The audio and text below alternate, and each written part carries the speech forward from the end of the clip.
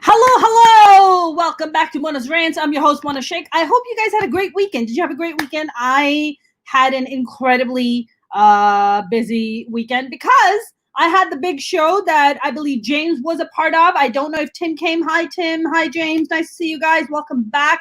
It was a fantastic show. I'm very happy that it went better than I expected to. It was actually Murphy's Law on Saturday for me. So anything that could possibly go wrong did go wrong. My dog ended up getting super sick. So literally an hour and a half before the show, I'm like wiping down her poop, sorry to be gross, her vomit all over my living room. While all that is happening, people are having technical issues. They're like, we can't get in the show. I'm like, oh my God. I'm like calling, trying to get the link out to people to come and watch the show. So it was a perfect storm, but I managed to kind of pull it through. And of course, we had incredible comics on the lineup. But while I was so busy with everything that was happening with me, there was something much crazier that was happening.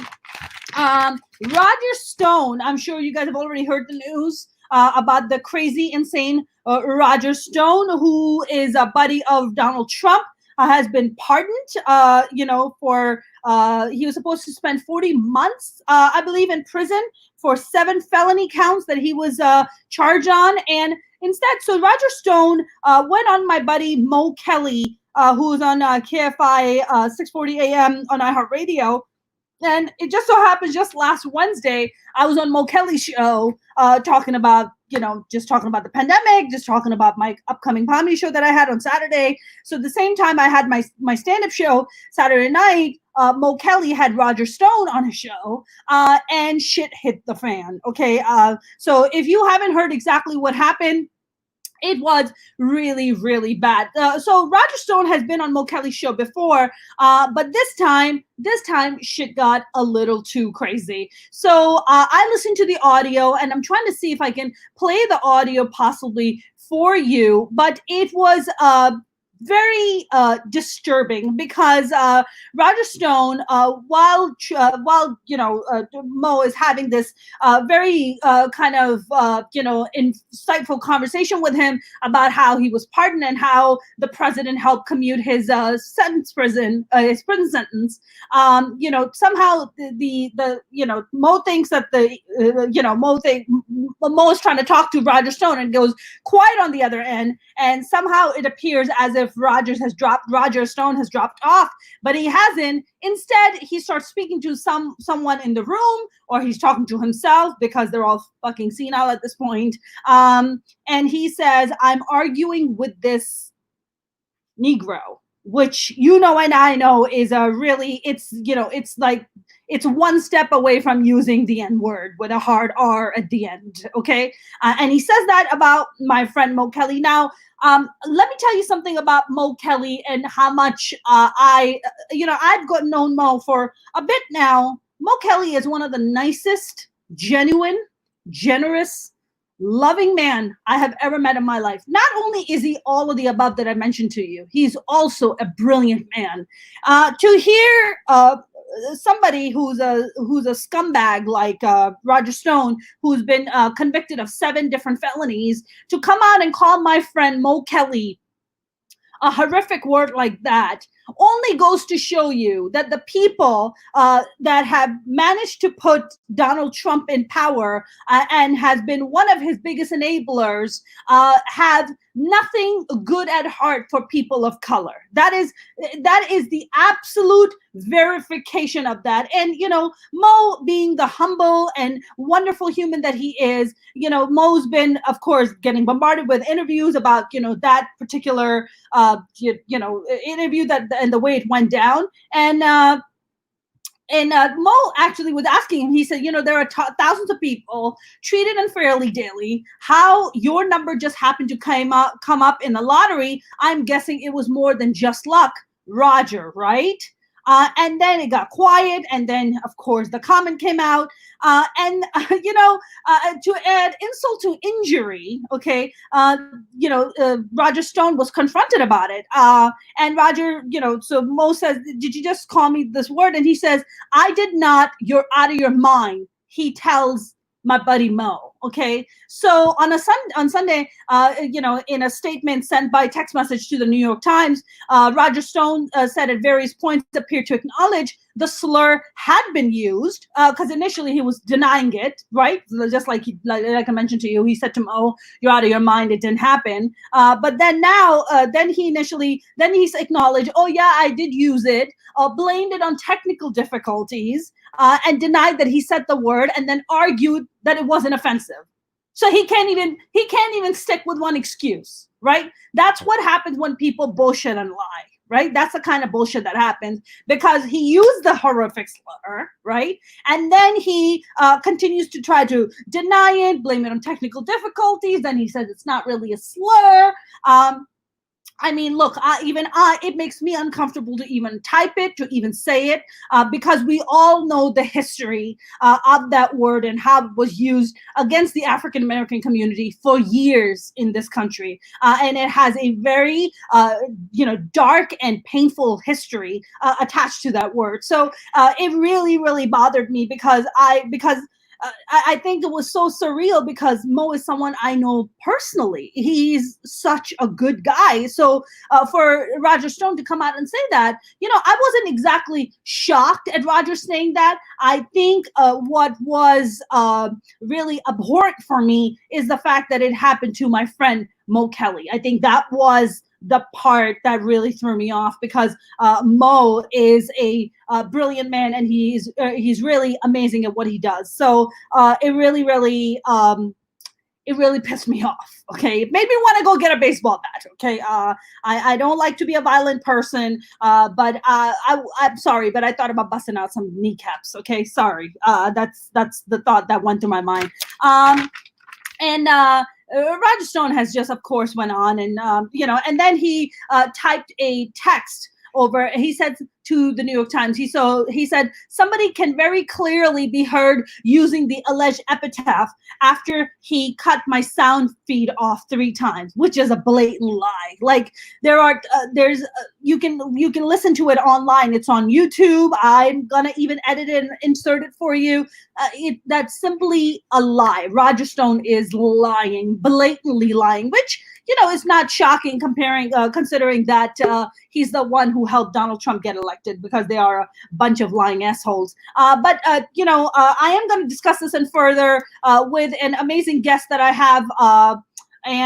He is the reason that I know this guest is because the wonderful Mo Kelly introduced me to him, and he had his own show on iHeartRadio called The Patriot. And he is awesome. He's been on on the stream before. So I'm going to welcome Johnny Angel Wendell. Johnny, I did not know your middle A stood for Angel. Hi, can you hear me? You didn't? Hold on a second. I'm in the show. Can you hear me now? I can hear you just fine. What's that? I can hear you just fine. You can hear me just fine. Okay, I can hear you too. Yeah. Well, what would you like? I was just saying. Okay. I just didn't know that your yes. middle name. Now, what do you need to know? What do I need to know? First of all, I want to know your feelings on this whole. You know my middle name. I want to know it all, Johnny. On the the nonsense with Mo. Yes. Okay. First of all, Wendell is my legal middle name. Oh. Okay. Johnny. I've been Johnny Angel since I was 20, and when I started at Clear Channel before it became iHeart.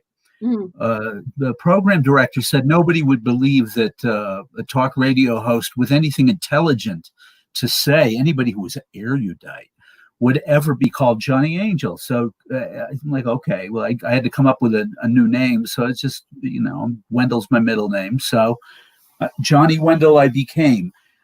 It's weird, too, because when I'm on KPFK, I'm on KPFK some 90.7 in Los Angeles now. Yeah. The program director doesn't like the name Johnny Wendell. He likes Johnny Angel. It's livelier. It's more vivacious. But you want to know what the thing with Roger Stone and Mo, huh? Yes. I want to hear because we both know him personally. I know you because of Mo. That's true. Mo introduced us in his studio. Yes. Yeah, and the three of us did like about an hour together the first time we were together, right? Yeah, we did. Yeah, like on KFI, and then I started having you on KEIB when sometimes you would come in for a half hour, then Mo would come in for a half hour. Yeah. So we were pretty tight as a triumvirate, sure. Yes. His issue with Roger Stone, I don't suppose it really surprises me. Roger Stone is sort of an exaggerated caricature of he's an asshole. Okay, and he's a professional. He's an asshole for money. Therefore, he's a professional asshole. Yes. When he was Nixon's hatchet man and all this stuff, or Bob Dole's hatchet man, or whatever he does in politics, or Trump's guru, Trump's avatar. Yeah. Trump's Buddha. It's just like, so it doesn't surprise me what happened. But the thing is that what is really uniquely insulting, I think, about the entire thing is his dismissive attitude towards Morris in the first place. Like, it would be one thing if he was off mic and collecting himself and he was like, geez, I can't believe I'm having an argument with this idiot. For one thing, I've been on radio for 18 years, right? And I know you don't ever say anything in front of a microphone. Make sure it's off or you're in the other room. Don't say anything you don't want to get out. Okay. Now, I can't believe I'm arguing with this moron. I can't believe I'm arguing with this poltroon, this mountebank, this charlatan, whatever. He's such a pompous piece of shit. I can imagine him saying that. But what he did say is, I can't believe I'm having an argument with this Negro. Is what he said, right?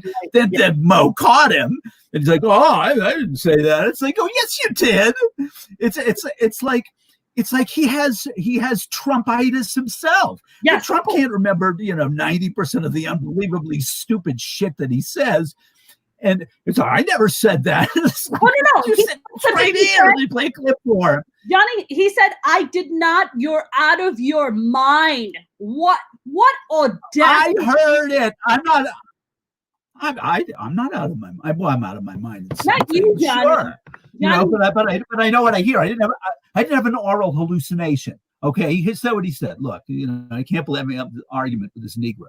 Okay, and the thing is that when you reduce somebody to a characteristic that has nothing to do with what you're talking about, or what you believe, or your ability to make an argument, or whether or not you have cogent analyses of important issues, and you reduce them to, let's say you and I are talking right now, and I'm like, and you say something I don't like, or you call me on my garbage, right? And I'm like, I sit here and I go, geez, I can't believe I'm arguing with this.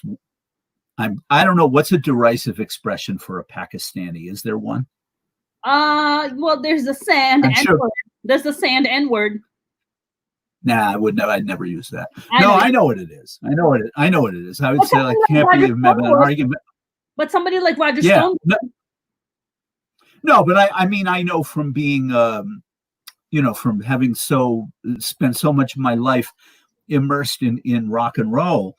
If you're immersed in rock and roll, it means that you're very conversant in how the English talk about stuff, because, we invented rock and roll in America, but the English, made it into rock with the Beatles and stuff, So you become fairly conversant with English culture, and homegrown Englishmen, the skinheads and the like in the UK, they don't get along with Pakistanis. They're upset that their beloved island is overrun with these intruders who, by the way, were in their goddamned empire and have as much right to be there as anybody else does.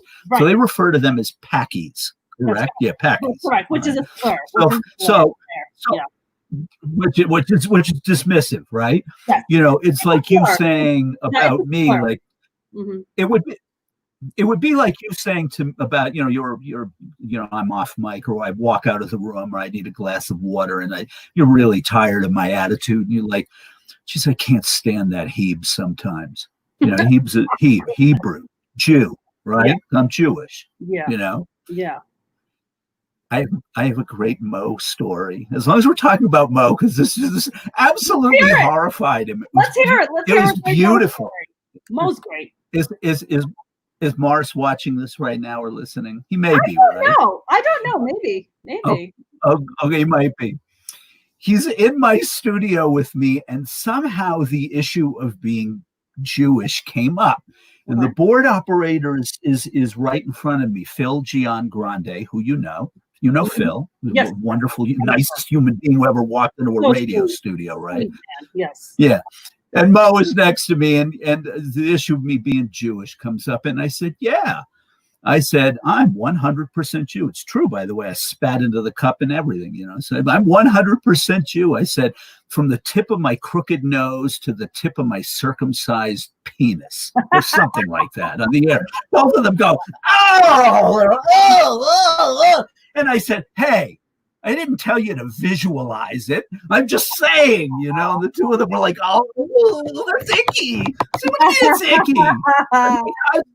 8 days old. I didn't know it was happening. Some old guy sliced into my dong. What the hell, That's part of the deal. Mo was horrified. Mo was horrified. He was like going, like that's icky. Like, icky. Icky. What's wrong with it? Would you soil yourself? The bathroom's right down the hall. Why don't you clean up and come back? Poor Mo. But anyway, back to the issue at hand. Roger Stone, he sucks. Okay. The first thing he thinks of when he thinks that he visualizes Mo in his mind, he sees a black guy and he says to himself, I can't believe that I'm arguing with this black man. Mm-hmm. It's like, first of all, you knew him. You've spoken to him before. They knew each other. He's been on the show before. It's not like Mo sandbagged him or sprung some kind of surprise or mystery on Roger Stone. Roger knew what he was doing. Mo Kelly is a really, really good interviewer, and he prepares. He does his homework. Oh, yeah, he's amazing. There's a huge difference between Mo and I, okay? Mo is fastidious in his preparation. Johnny knows, and I know Morris may have this ability too, I don't know, but Johnny knows, even at this advanced place in my existence, I can remember anything anybody says. I will remember anything, and it's stuck in there. I've had like people who have said, how do you remember all this stuff? And I'm like, I don't know. It's just there, So, so he did his homework. And he had Mr. Nixon tattoo on his back up on the ropes, Mr. Nixon's, taint lapper on his back, and he's pissed, he had the Roger Stone, the guy, Trump commutes his sentence and Roger sits there with his, white racist friends and making the white power symbol, whatever the hell it is, so it's like, look, Mo saw that clip too. You're a black man. You see somebody put up that white power thing with their hands, you're going to be somewhat antagonized. And in most things, it's like, okay, I'm not going to be able to get this guy into a ring, which, by the way, Mo's like a trained champion fighter physically. I wouldn't get in the ring with him, Yeah. So, but verbally, he smokes him, right? So Stone's, he's lost. Right, he's like, oh, I can't believe I'm arguing with this Negro. It's like as if he is saying, how dare this person who is beneath me on the food chain by dint of my lack of melanin, how dare he be better than me? This. Okay. But one more thing, Mona. Yeah. Above and beyond, everybody and anyone who's heard that clip was 12 minutes and 55 seconds into Mo's segments with this dickhead, right? Yeah. Okay. It goes up on Twitter, and most people hear it and are like, oh God, what an idiot, not Mo, Stone. Like, what an idiot, what a jerk, what a condescending, smug piece of crap, right? Yeah. But, to the right-wing people who are on social media, they will find any excuse they can. They'll say, oh, you took the whole thing out of context. That's right. What context? I heard the whole damn thing and I know him. That's okay, for one. Secondly, my favorite is Negro. That means black in Spanish. Who cares, And I'm like, all of a sudden, for one word, Roger Stone deviates into another language. Right. Okay, first of all, having viviendo in Southern California since 1989, I can tell you it's not Negro in Spanish. It's negro. Yes. All right, it means black. Yeah, negro, not Negro. Okay, right. Negro is a knock. Negro is a way of putting somebody down with the veneer of being, far too classy to use the other derivation of that expression. Correct. That's correct. But the fact is Mo, like LL Cool J before him, knocked him out. Okay, he knocked him out. He beat him, and Stone couldn't handle this, and so he pitched a fit. He threw a nutty, and he said something unbelievably stupid, and then tried to wriggle out of it, and you couldn't wriggle out of it. It's said, there it is, and this is defenders. It's like, look. Roger Stone is a free man today because he has dirt on Donald Trump, and Donald Trump does not want Stone to talk. And that's why he commuted his sentence, and for no other reason. That's correct. Okay. It was a quid pro quo, which, by the way, a commutation of a sentence doesn't mean he's not guilty of the crime. He's commuted the sentence. Correct. He's still guilty. He's still guilty. And also in a court of law, if it was implied at any time, you keep your mouth shut, I'll commute your sentence. That's that's against the law. Precisely. Okay. That's right. Yeah. So, I was just gonna say, you were talking about, and you hit the nail on the head about, how dare this guy who's below on the food chain, who's beneath me on the food chain. I actually was gonna take it a step further and be like, how dare this Black man think that he is in a position of authority to question me because I sit above him? How dare he think that he is in a position of power? Sits above him. If you didn't have in his fucked mind, if you didn't have dirt on the most powerful imbecile on the planet, okay, you would be headed into jail. That's okay, correct. You would be going to prison, and you may yet. Okay, it's remarkable to me that anybody anywhere would take his side, but that's how things have gotten at this point. Roger Stone is in my tribe, say Republicans. Okay, Roger Stone is one of us. It's like General Michael Flynn is one of us, no matter what he said or did. He's one of us. Therefore, we have to go to the mat for him. Yeah. It's like, I have news for you. There are people on my team, whatever team I have, that are pieces of crap. For example, I am a lifelong, being born in Boston, Massachusetts, I'm a lifelong fan of the Boston Red Sox. Okay. Yeah. The Boston Red Sox embroiled themselves in a little controversy the last time they won a World Series, which is 3 years ago, right? Yeah. Do I believe that what they did was absolutely wrong and punishment should be meted out to their former manager and to others? Yes. I don't care.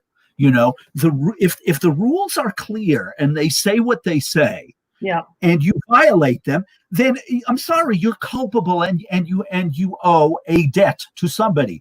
Roger Stone is not allowed by dint of anything to use the word that he used in reference to my friend. That's right. And our friend. But I'm speaking for me, personalizing it.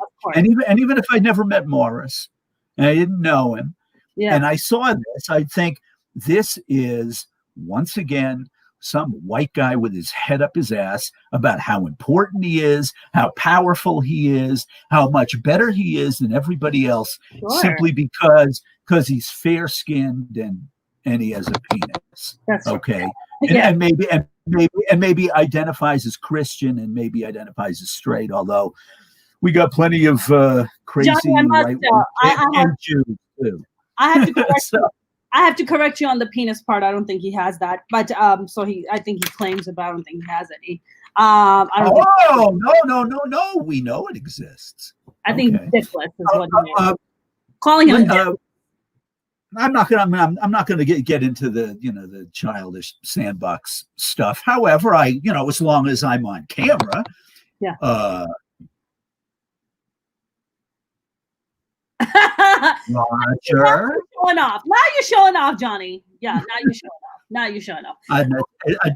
Everybody does that. Okay. The fact of the matter, here's a little something about Roger's masculinity, such as it is. Mona, what was Roger Stone, the one who insulted our friend and demeaned and belittled him for no reason at all? Yep. What was Roger Stone doing in the year 1996? What was he doing? I have no idea. Please do tell. Oh, he was working on the campaign, Bob Dole. Bob Dole was the Republican nominee in 1996. He was running against Clinton and Perot that year. Same with Clinton and Perot. Perot came in third in 92, same in 96. But he found himself on the outs with the Dole campaign because apparently it was revealed that Raj and his second wife, I think her name is Nydia, not like Lydia with an N, right? I believe it's his second wife, and he put out ads in Washington papers seeking thirds for trysts. They wanted threesomes with Raj and his wife. But it's interesting, Mona. Speaking generally, most men, if they're going to have a third person in the sack with them and their wives or girlfriends or whatever, whomever. Yeah. Mona, the odds are, men being what they are inclined to be generally, Mona, wouldn't you say that the third person they'd be seeking would be a nice-looking woman? You would think. You'd think, right. But that's not what they were advertising for. They were advertising for a, quote, stud. Okay. Now, I am a reasonably astute human being. Okay. And also, and reasonably astute, I recognize generally in certain combinations of certain things, they only exist for a handful of reasons if they're out of the ordinary. Do we agree on that? Yes, 100%. Okay. Even in the food that you eat, in the movies that you like, you like a movie that you hate that genre, but there's one movie, there's something in it that's like, woo. Okay. So why did Raj and Nydia want a third with them in their, their Washington digs, right? Yeah. One of two reasons, if not both of them. One, there are men who really, really enjoy watching another man have sex with their wives or girlfriends. They like that. Yes. They are known by there's an expression for men like that, and became very popular in the last few years. You want to know what it is? It's a cuck. The husband's being cuckolded, figuratively having his testicles removed, cuckolded, because another man is banging his wife, making love, banging his wife, knocking the boots with the missus. The other reason that you would want an MMF as opposed to an FFM is because Raj has a taste for the cock himself. Now, as far as I'm concerned, I don't care. That's his business. Fine. But it strikes me as rather peculiar that this guy, the guru and avatar of hyper masculinity. Do you know they advertised in these Washington papers that Raj was a bodybuilder? I guess he was at one time. He's buff, But if you look at the shape of his jaw and the build of his body, he's one of those bodybuilders that gets a little help. Yeah. You know what kind of help I'm talking about? Yeah, I bet you did. Yeah. Steroid. I think I know a little bit. He juiced. He's got the weird jawline. Johnny, I do live in West Hollywood, so I do know a few things.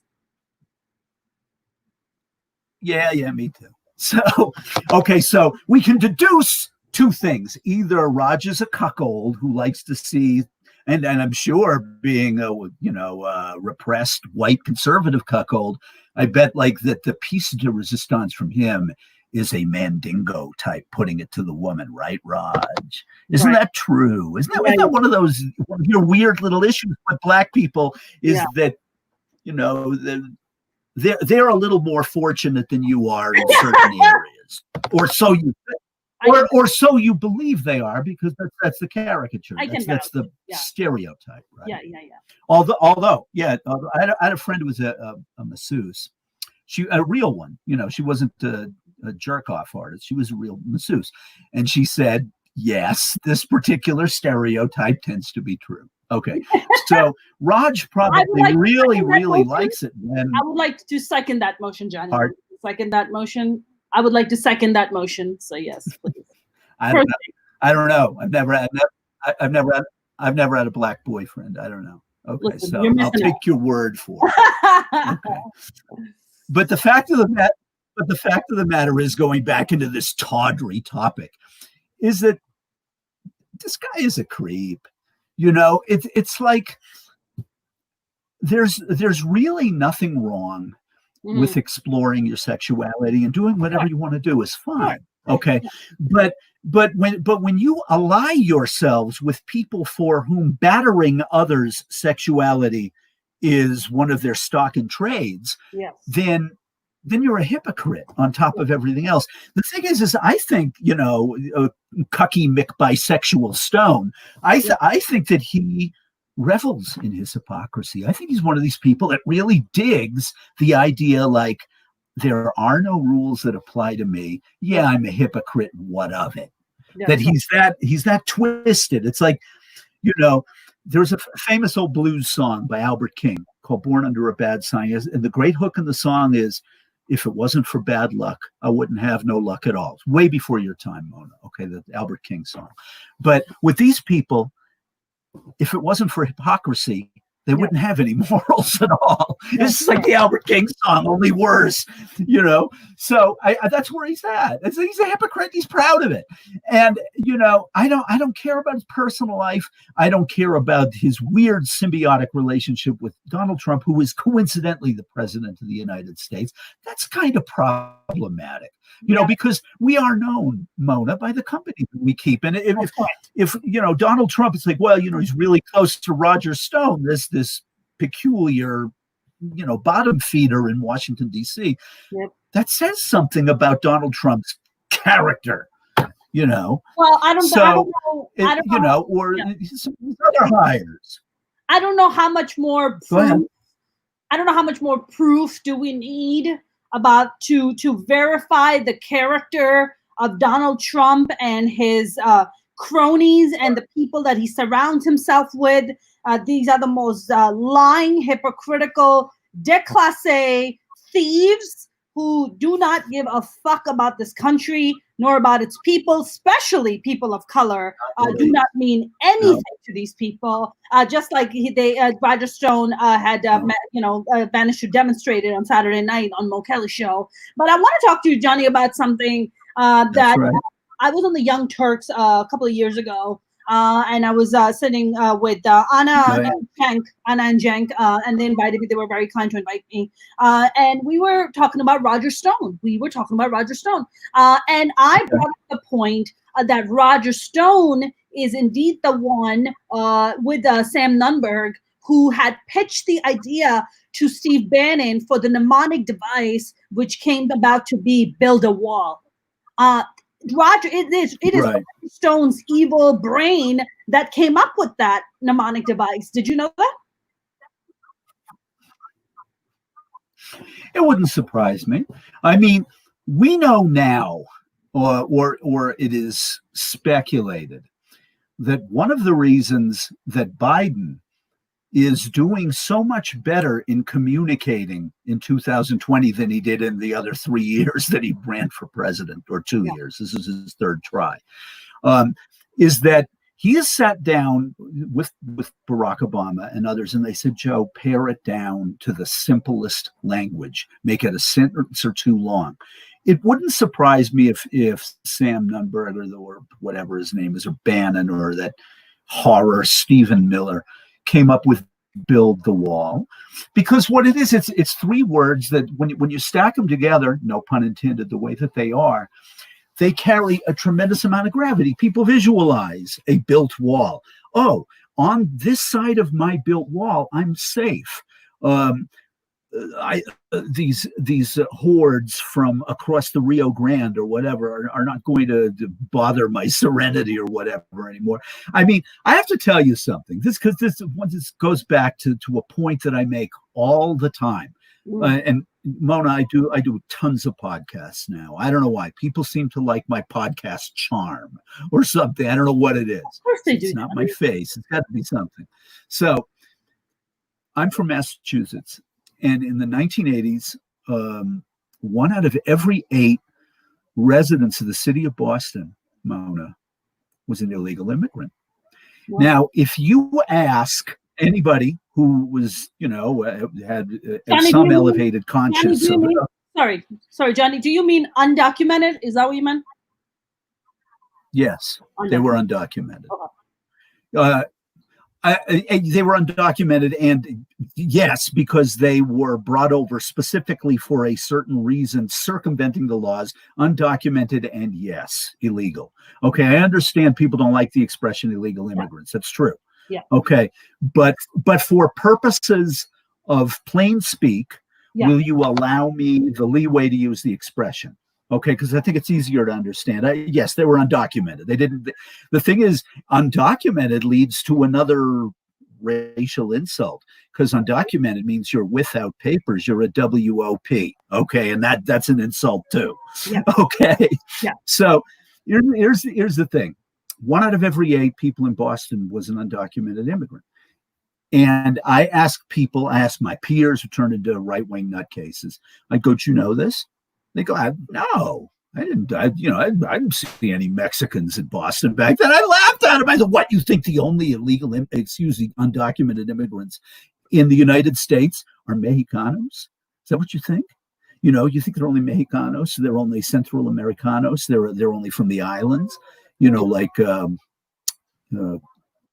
Cape Verde or Trinidad and Tobago or Dominican Republic or Haiti. It's like, no.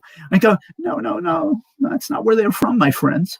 If you lived in Boston in the 1980s, 1 out of every 8 residents of that city was an undocumented immigrant from Ireland.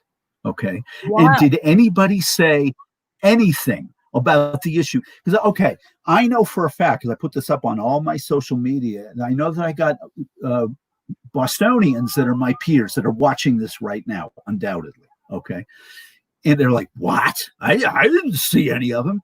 It's like, yeah, you wouldn't have seen any of them because they fit in with everybody else. I mean, Boston is what? It's 30-40% ethnic American Irish American. So genuine Irish and Irish Americans would fit in with each other nicely, and yes, they were undocumented immigrants. And if you decided to go 1,000 miles west in the 1980s and you were in the city of Chicago, there were hundreds of thousands of undocumented immigrants, from Eastern Europe, Slavic. Mm-hmm. Now, how is it that nobody in Chicago can remember that in the 1980s except building contractors who employed them? Mm-hmm. Why? Because they look like everybody else. See, this is ultimately the big issue with right-wing white folks, white people. I love that expression, white people. Blended in. Is that they're... Go ahead. They also blended in, right? Yeah. The skin was fair. They all look alike. Yeah. Like an Irishman from Cork or Kilkenny looks like an Irishman from Quincy or Milton. Okay, which are suburbs of Boston, a Slav from Bucharest or from Sofia, looks like a Slav from Evanston. It's like it doesn't make any difference. They look alike, okay. But as people who don't look like you and don't sound like you, and they don't, it's like all of a sudden you see, I'm getting old, and I see lots and lots of younger people who don't look like me I'm about to be replaced. Okay, my time is over, and my children and grandchildren are not going to have the numerical advantages I had. Now, when it is Irish American and Irish Irish, it's like, well, they're all Irish. It's like they drink in the same pubs and they like the same stuff, and everybody's cool with that. But on the other hand, you talk about a white Southern Californian or a white man like Roger Stone or a white man like Steve Bannon, these white men, and their ability to understand a working class abuela, a grandma, a Mexican grandmother, an abuela. They can't understand what she went through. They have or assuming she's undocumented, been in the country 25, 30 years, being a nanny or working wherever in order to avoid, Homeland Security, the INS, whatever. They don't understand their struggles, and they don't want to understand their struggles. What they know is this: the people who follow our philosophy are made really uncomfortable by non-whites. Okay. Even you, Mona. Yep.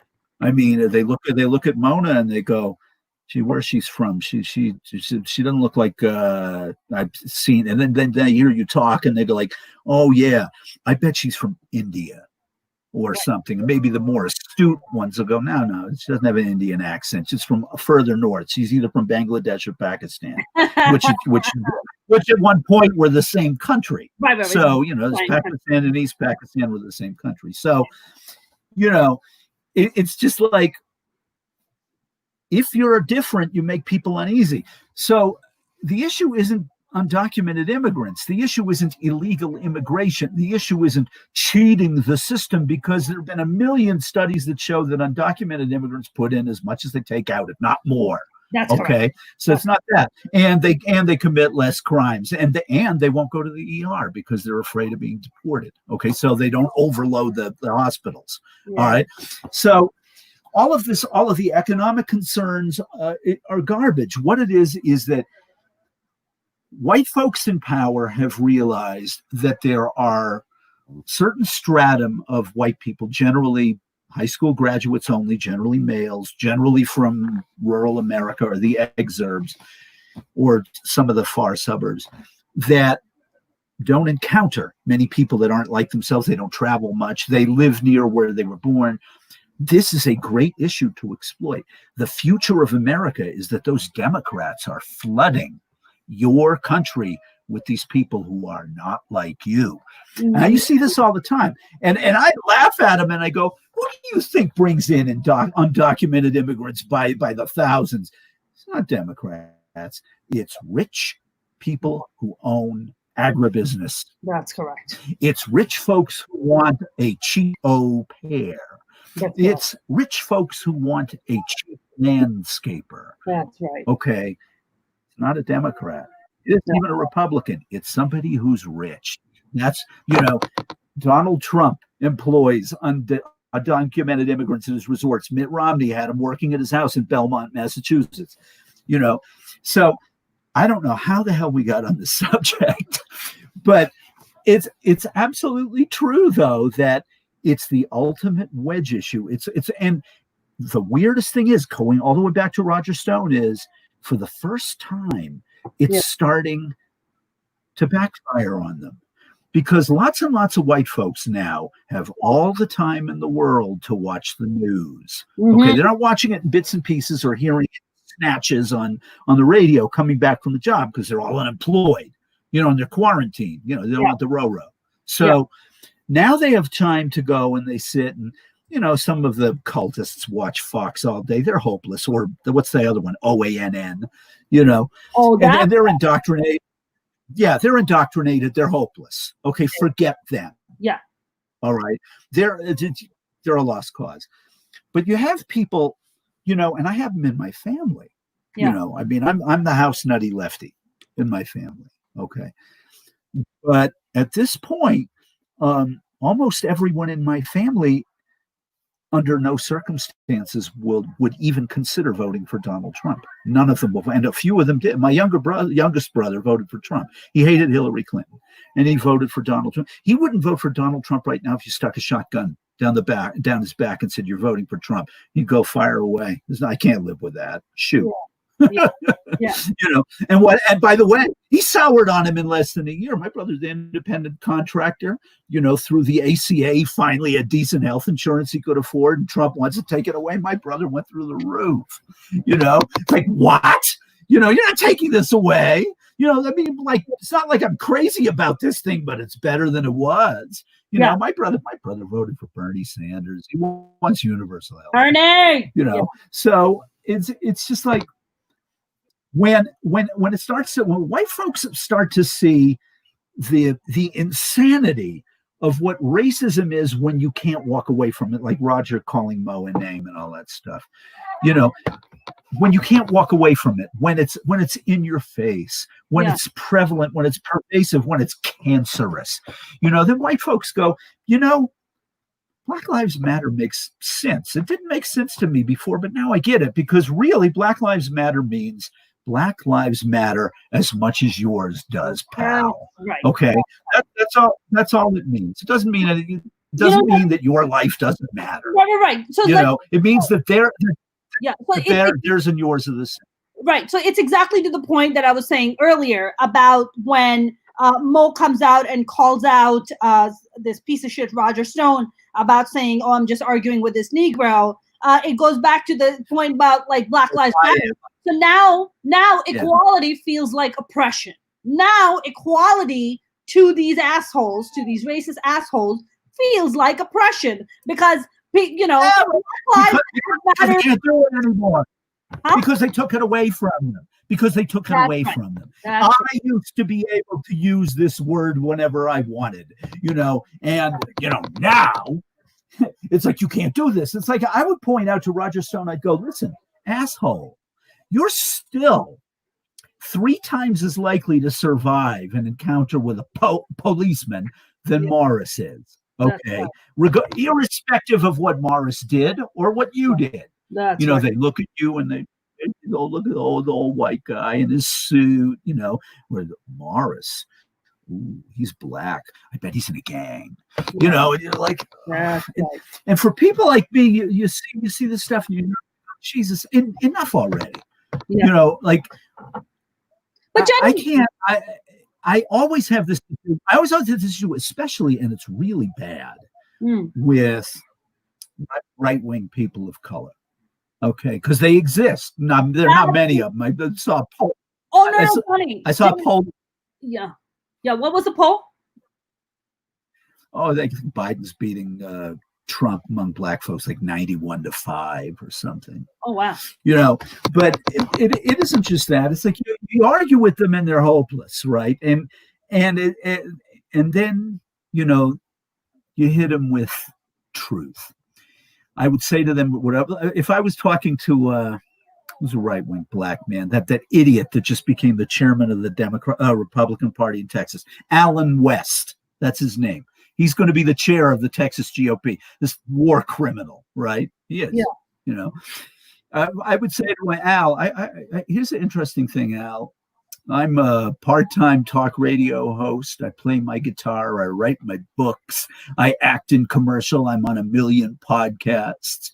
And look at me in my stained, what do you call these things? Thermals, out in the middle of nowhere with my, middle-class family. And you are the powerful head of the Republican Party in Texas. I go, guess what, Al?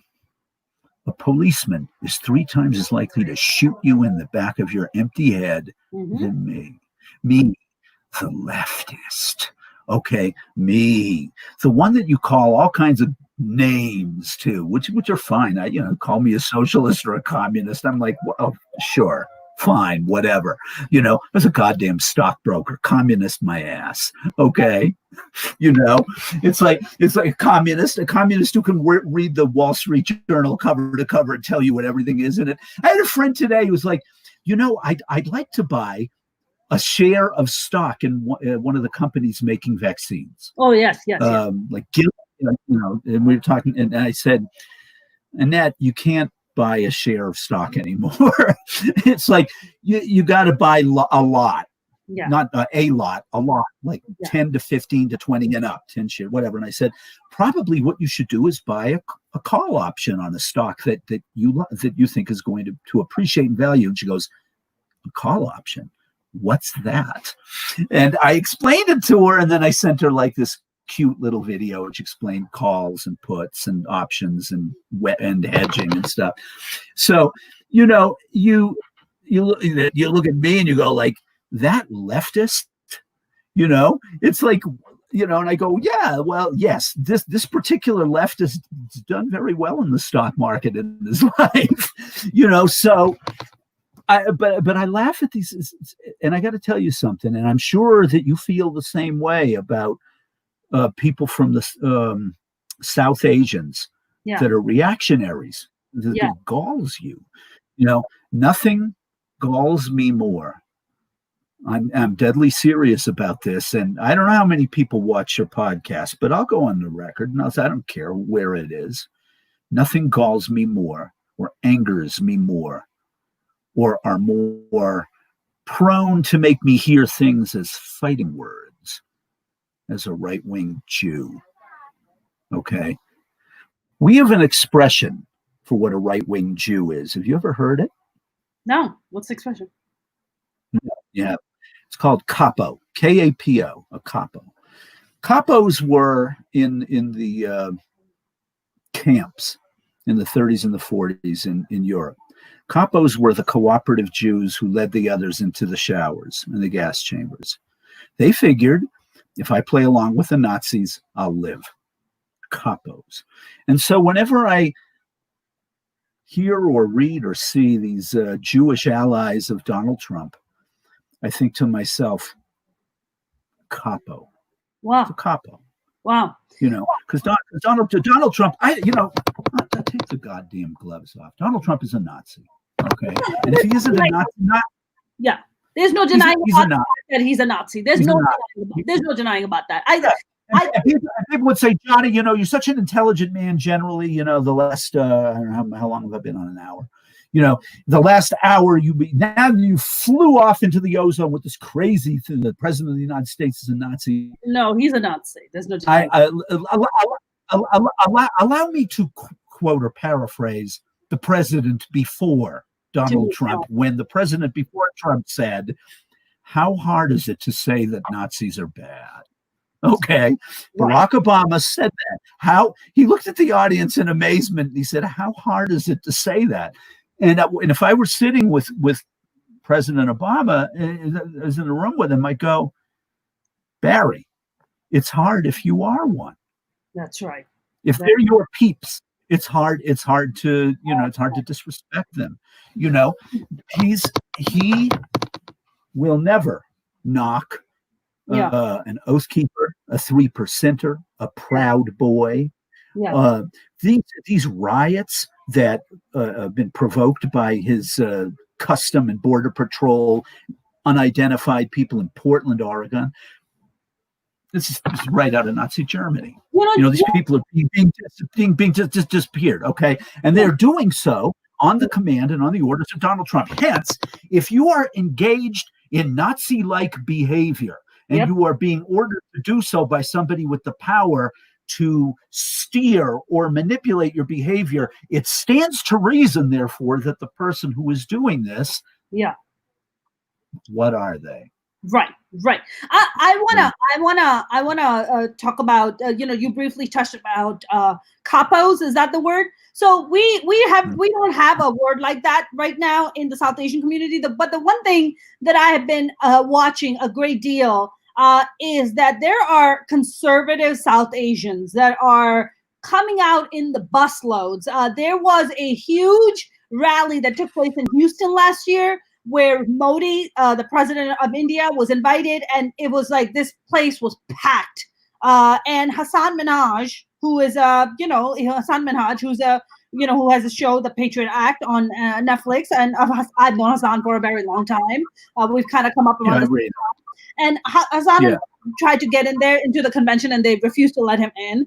And so you have to look at that, and you have to say, wow. So there's a pretty big majority of South Asians who love Trump, who want to vote for him, who want to support him, because Modi is the Indian Trump, right? So you can look at that. So you say, but you say to yourself, man, how could you be so delusional as a South Asian person to somehow think that you are somehow above another group of people who consistently get mistreated, who consistently get name called, who are dying in the streets by the hands of police brutality. So there is a thing. I'll give you an insight about South Asian community and South Asian mentality. So South Asians, especially ones who come here, or the ones who are born and raised here, maybe are a little bit more liberal, a little bit more woke. But the immigrants who come here and who make money and who establish themselves and made a very good living, they somehow have it in their head that they are above Black people. I shit you not. They believe that somehow they are also white. They have somehow put that in their fucked up heads, that somehow that the whole thing, the brutality, prejudice doesn't really apply to them, because they're above. They're like above Black people. And because there was so much colorism in the South Asian community, because of the dark skin and the fair and lovely and the skin bleaching, which is now being called out more than ever before. So now the other thing that needs to surface and be brought to surface and brought to light is the amount of prejudice, the amount of racism that exists within the South Asian culture, that I have been a big kind of advocate and pretty big sitting on the forefront, kind of talking about it and exposing it. But this is a huge problem. In South Asians, there's a lot in the South Asian community. There's a lot of South Asians who somehow believe that they're better than Black people. That's the fucking truth, man. I have family members like that. I get into massive fights with those people. I don't talk to them. I don't hang out with them, mainly because I can't stand that fucking mentality. I don't wish to be a part of that. It's a fucked up racist mentality, and they don't want to hear about Black Lives Matter. They don't want to hear about the struggles of Black people. They don't want to hear what has been done to them or what continues to happen to Black people in America at the hands of police brutality and the fucked up government we currently have in place. And that's a real fucking problem. So just like capos, and we don't have a word for that, but we have those assholes too in our community. Assholes. Yeah. Well, okay, but here's the thing. Okay, you're from Pakistan. You're not from India, but my father was from India. Okay, but the Indians had a caste system, correct? Still do. They did. They still do. Okay. Mm-hmm. So what I would put to these right-wing Indians, I would say, you see yourself at the top of the caste ladder, like people back in the old country do. And yet, if I were to say to you, that makes you identical to the white racist that looks down on Black folks, or looks down on Central Americans, or looks down on people from Southeast Asia, because Southeast Asians take a raft of grief in this country. The Hmong people in Minneapolis, the kind of their community, the people they're from Laos and Cambodians. It's just especially now in the wake of the coronavirus, with this idiot imbecile president calling it the Kung flu or whatever he says. It's just like, and all of their his acolytes see all Asians as the same, and it's just like, that's right. The thing is this stuff can make you really, really weary and really, really cynical. Yeah. And especially when you see it among your own people, and I see it among our own people, because I saw the breakdown of how Pakistani Americans voted in the last election, 96-2. Hillary over Trump. Okay, so for every 48 votes Donald got 1, and Jews are still 5-1 Democrat over Republican. And Republicans have been after the Jewish vote for years, because yes, this is a stereotype, and I admit it. We have money. We're moneyed, and we're educated, and we're in power. Yeah. Even for a time, I mean, Jews aren't even 3% of the population of the United States. We have a disproportionate amount of power because we're united. Yes. We have money, and there is the emphasis on education in Jewish tradition means that we go to college and we get postgraduate. Well, they did. I didn't. Anyway, I didn't I'm a college dropout, Johnny. I'm a college dropout, so there's that. Yep. Okay, same. I am too. So here's the thing, though. In my culture, though, there is the Johnny Angel type exists. Okay, I mean, there's a type of Jew who is in history who's like me. There's an expression for it. We're called tumblers. In other words, entertaining, roguish outsiders who are, sometimes are very successful as entertainers, but the ultimate outsider, Jewish satirist, social commentary guy was, of course, the biggest influence in my life, which would be Lenny Bruce. So I mean, and I'm not a stand-up comic. I'm not even a fall-down comic. I'm a huge Lenny Bruce fan of Lenny Bruce. Okay, but the thing is if you're a Jewish male of a certain type, and probably, like Sarah Silverman, a Jewish female of a certain type, the Lenny archetype of, being a smart aleck taken to an insane extreme. It's like that sort of use of language pervades Jewish entertainment culture, especially in music, especially in writing. And Lenny Bruce is a stand-up comic, but in the books, the early books of Philip Roth, or the music of Lou Reed, or the Ramones, or Steely Dan, whose songwriters were Jewish. Donald Fagen's Jewish. Lou Reed was Jewish. Joey Ramone and Tommy Ramone were Jews. So like that outsider and insider at the same time thing is really uniquely Jewish. And I suspect that probably there is a variation on that in Asian American and certainly in African American culture, and where you have some people that are tremendously successful in the arts that are African American that are still seen as somewhat outlaw-like, like the archetype being Snoop Doggy Dogg. Say, I mean, Snoop Dogg, Jay-Z, but Snoop more so, because I mean, Snoop, after all, beat a murder rap. Okay, Snoop is a different sort of thing. Jay-Z and P. Diddy are sort of the kind of entrepreneurial big business, wear suits, have offices in Manhattan. Snoop, if he needs money, hosts a game show. It's like Snoop. I gotta tell you, Snoop. Calvin Brodus is absolutely an honorary Jew. Okay, I know there was some black guy that got in trouble for raving about Israelites the other day. Can I be an honorary Jew? Yeah, you could. Yeah, I can. Because you're kind of a Jew as is. Yeah. Johnny, can I just say something though? I think a lot of people don't understand that in Islam, like, first of all, if it wasn't for Judaism, Islam wouldn't exist. So let's get that out of the way. Second, Muslims look at Jews, and I know in the media and everything with the Palestine and Israel conflict that has brought so much to the surface about, like, as if Jews and Muslims hate so much. But the truth is that I grew up with, and I continue to be surrounded by Muslims, that we have nothing but love for Jews. We have nothing, like, I should you not.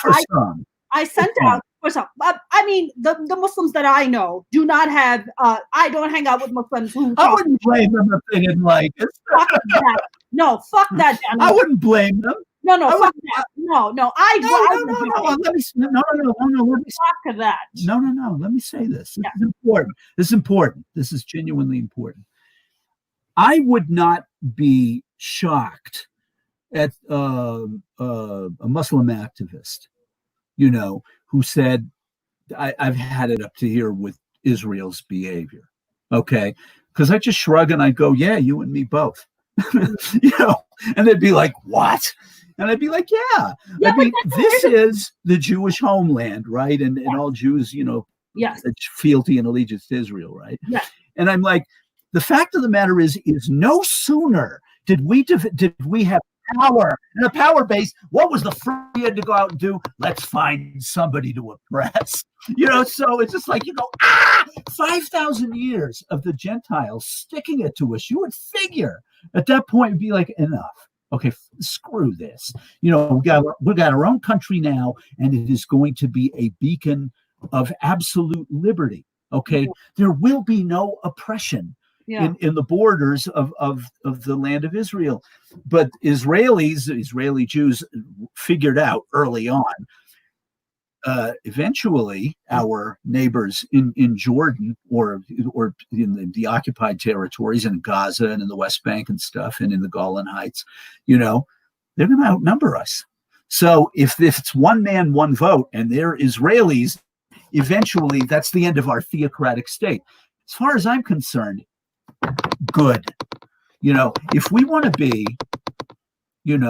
be proud of our heritage and the things that we claim that we stand for, we can't stand behind Benjamin Netanyahu, Avigdor Lieberman. You can't stand behind these people. It's like, you don't understand. It's like David Ben-Gurion was in Moshe Dayan. They understood that they had enemies in the Arab world, but it wasn't like, we're going to figure out a way to conquer them and then hammer them into the dirt every single year. Because what's interesting is in Israel, this stuff is only popular with half of the people in Israel are like, we want to get along with Arabs. We're really tired of this. That's right. That's exactly. This is now gone on. This is 4 fucking generations. Enough. Yeah, that's right. It's like, look, the Arabs want their kids to be safe. Yeah. They want their genes to fit. They want their iPhones to work. Yeah. They want a place they want the air conditioning because it's hot as hell there to work and they want jobs that pay them decently. They want gigs that they like, and they want to have a say in who their overlords are. Yeah. All right. As far as I'm concerned, if Israel does not give back the West Bank to the Palestinians, doesn't give back Gaza to the people who live there, and in the issue of the Golan Heights, I would assume those Syrians are probably happy to be part of Israel, considering what the rest of Syria is. Right. But the West Bank and Gaza, they have to have the rights of Israelis. If they're underneath the Israeli government, they have to have the same rights as any other Israeli does. And right-wing Jews go through the roof. You don't understand. These people are animals. It's like, yeah, because you're the ones who put them in the goddamn cages as a zookeeper. That's why they're animals. Right. Okay. Stop treating them like animals. They won't act like animals. And by the way, they don't act like animals. They act like oppressed people. Like what you were before 1947, or is your memory that goddamn short? Jenny, here's a question. Here's the thing. This is the kind of I want to interrupt you for a second. I think, and you hit the nail on the head, right? You said exactly the point that I was trying to make, that 50% of Israelis are like, dude, enough with the fight, enough with the fight already, fucking enough. How many fucking are we going to go through the shit? And the thing is, and by the way, Mona, what's the subtext to enough? These Israelis are sick and tired of being taxed up the yin-yang for an enormous goddamn military that absorbs their GDP. As far as they're concerned, it's like, I don't want to pay for guns to be aimed at these goddamn ordinary people in the West Bank. I'm really, every time the IDF launches missiles into Gaza, it costs Israeli taxpayers a fortune, and they're sick of it. It's like they play this little game. We play this little game. It goes back and forth, and we soak the Americans for $3 billion a year. It's just like, enough. Like, this is, you act like a bunch of children. but here's also okay. I'm gonna give the other side of it, right, Johnny? The other side. So as like other Muslim countries, besides Palestine, I'm not, first of all, I believe in a two-state solution. That's number one. Number two, I believe in the right of Israel existence as far and also in the existence of Palestine. So that I just want to kind of make my point clear. The other thing I want to talk about is that a lot of Muslims in the Muslim world, and maybe I'm kind of generalizing here, but from what I hear most of the time, when you're in Muslim groups or Muslim environments, one of the conversations that constantly happens is that somehow people end up confusing Jews with Israel. It's like, okay, hang on a second. Zionists. Please, exactly. So I'm just like, okay, let's be clear. Just like you have Islamists who are extreme side of Muslims, is the same thing that are Zionists. So just because you're a Jew does not make you a Zionist. Just because I'm a Muslim does not make me an Islamist. It's the exact same fucking thing. So, but I think a lot of people just somehow equate it. They're like, well, those Jews, it's like, well, those fucking Muslims too then. If you're going to talk in those terms, then you're speaking in stupid terms. Let's not speak in stupid terms. Right. If you're going to talk about Zionists, then you're talking about Zionists. If you're going to talk about Islamists, then let's talk about Islamists. But I feel like most of the Muslim world just looks, especially Iran, I fucking hate it when Iranian government and their fucking regime keeps coming out saying, oh, Israel needs to be decimated.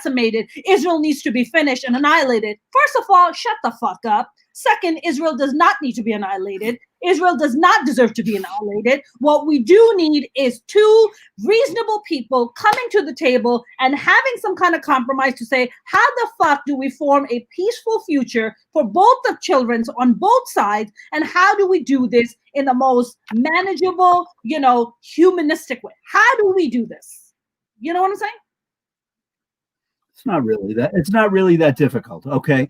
For one thing, it would be really fantastic if in the Arab world, and I know that the Persians are not Arabs, okay, no. But in the Arab world, even including the Persians, if you wanted to, okay, if there was somebody who was not like the manipulative Saudis, yes. Or fuck the Saudis.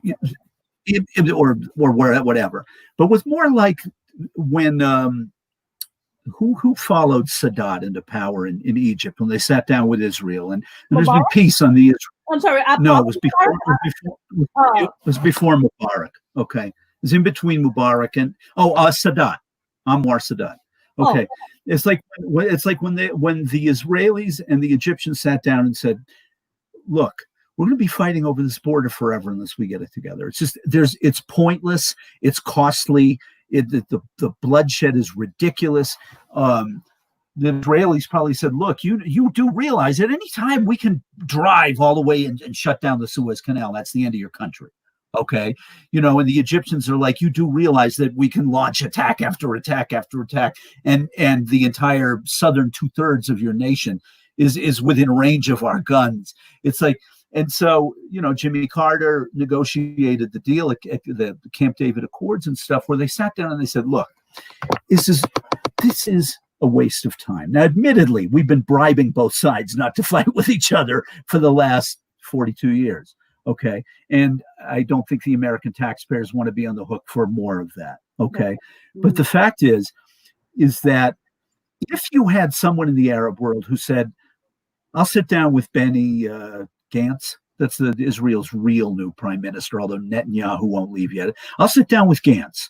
Okay, we'll say this. Okay, these are your two options, because things can't go on the way they're going on. It's like nobody is happy with the way things are, really. Okay, it's like either we have three options. Okay, really not two, but three. We have three options. One, you can return the West Bank to Jordan. Okay, and you can return Gaza to Egypt. You can return the Golan Heights and whatever parts of southern Lebanon Israel controls, assuming they do. You return them to Lebanon. Okay, you can do that. And the Arab guys shrug. I know you won't. As far as you're concerned, in 1967, they were belligerent. You beat the crap out of them. You're entitled to keep their land. I don't feel that way. It's like you made your point. You won. Go home. Okay, but that's not how they see it anyway. The second is they're Israelis now. Okay, which means that they're going to start populating the Knesset and Israel is going to start looking mighty Arab in the future. Y'all are going to be, unless you Jews start procreating like crazy, you're going to be outnumbered. Okay. Yeah. Or if you could get American Jews to come over here and repopulate Israel, and most American Jews are like, oh, no. Or the third thing is to say, look, make the West Bank and we don't want to live there. I don't want to live in Israel. I'm an American. I was born in America. I'm American. I'm a patriotic American. I'm a proud American. Okay. Even with an idiot like Donald Trump as president, I'm still proud to be in the United States. Yeah. Yeah, I know. James, I'm well aware. I don't want my children being shot at by anybody. Right. Oh, okay, yeah. So it's like, so it's as far as I'm concerned, look, the two-state solution is the smart one. Okay, the settlers on the West Bank, if they wish to negotiate separately with the new governments that are in power, they can, but they cannot be underneath the umbrella of the Israeli military anymore. Either they are now citizens of these West Bank nations in the same way that white Afrikaners are South Africans under the ANC, or they go home, go back to Haifa. Go back to Jerusalem or Tel Aviv, go back to the Negev, wherever. Just go back, go. Screw. Hasta la vista. It's like you are on somebody else's property, really. Okay. Well, and I don't, because we're smart enough to now know. Okay. Yeah. We're smart enough to now know in America that we're all on stolen property. That we're in California. We stole this from the Paiutes. Exactly. Or we beat the crap out of Mexico in 1850 and stole California from them. That's correct. So we're well aware of how this stuff works in America. If you want to accept it. Now, going back to this right versus left thing, right wingers won't accept that. It's like, no, you're asking me to be responsible for something I'm not responsible for. I never owned any people. I go crazy on the issue of reparations, right?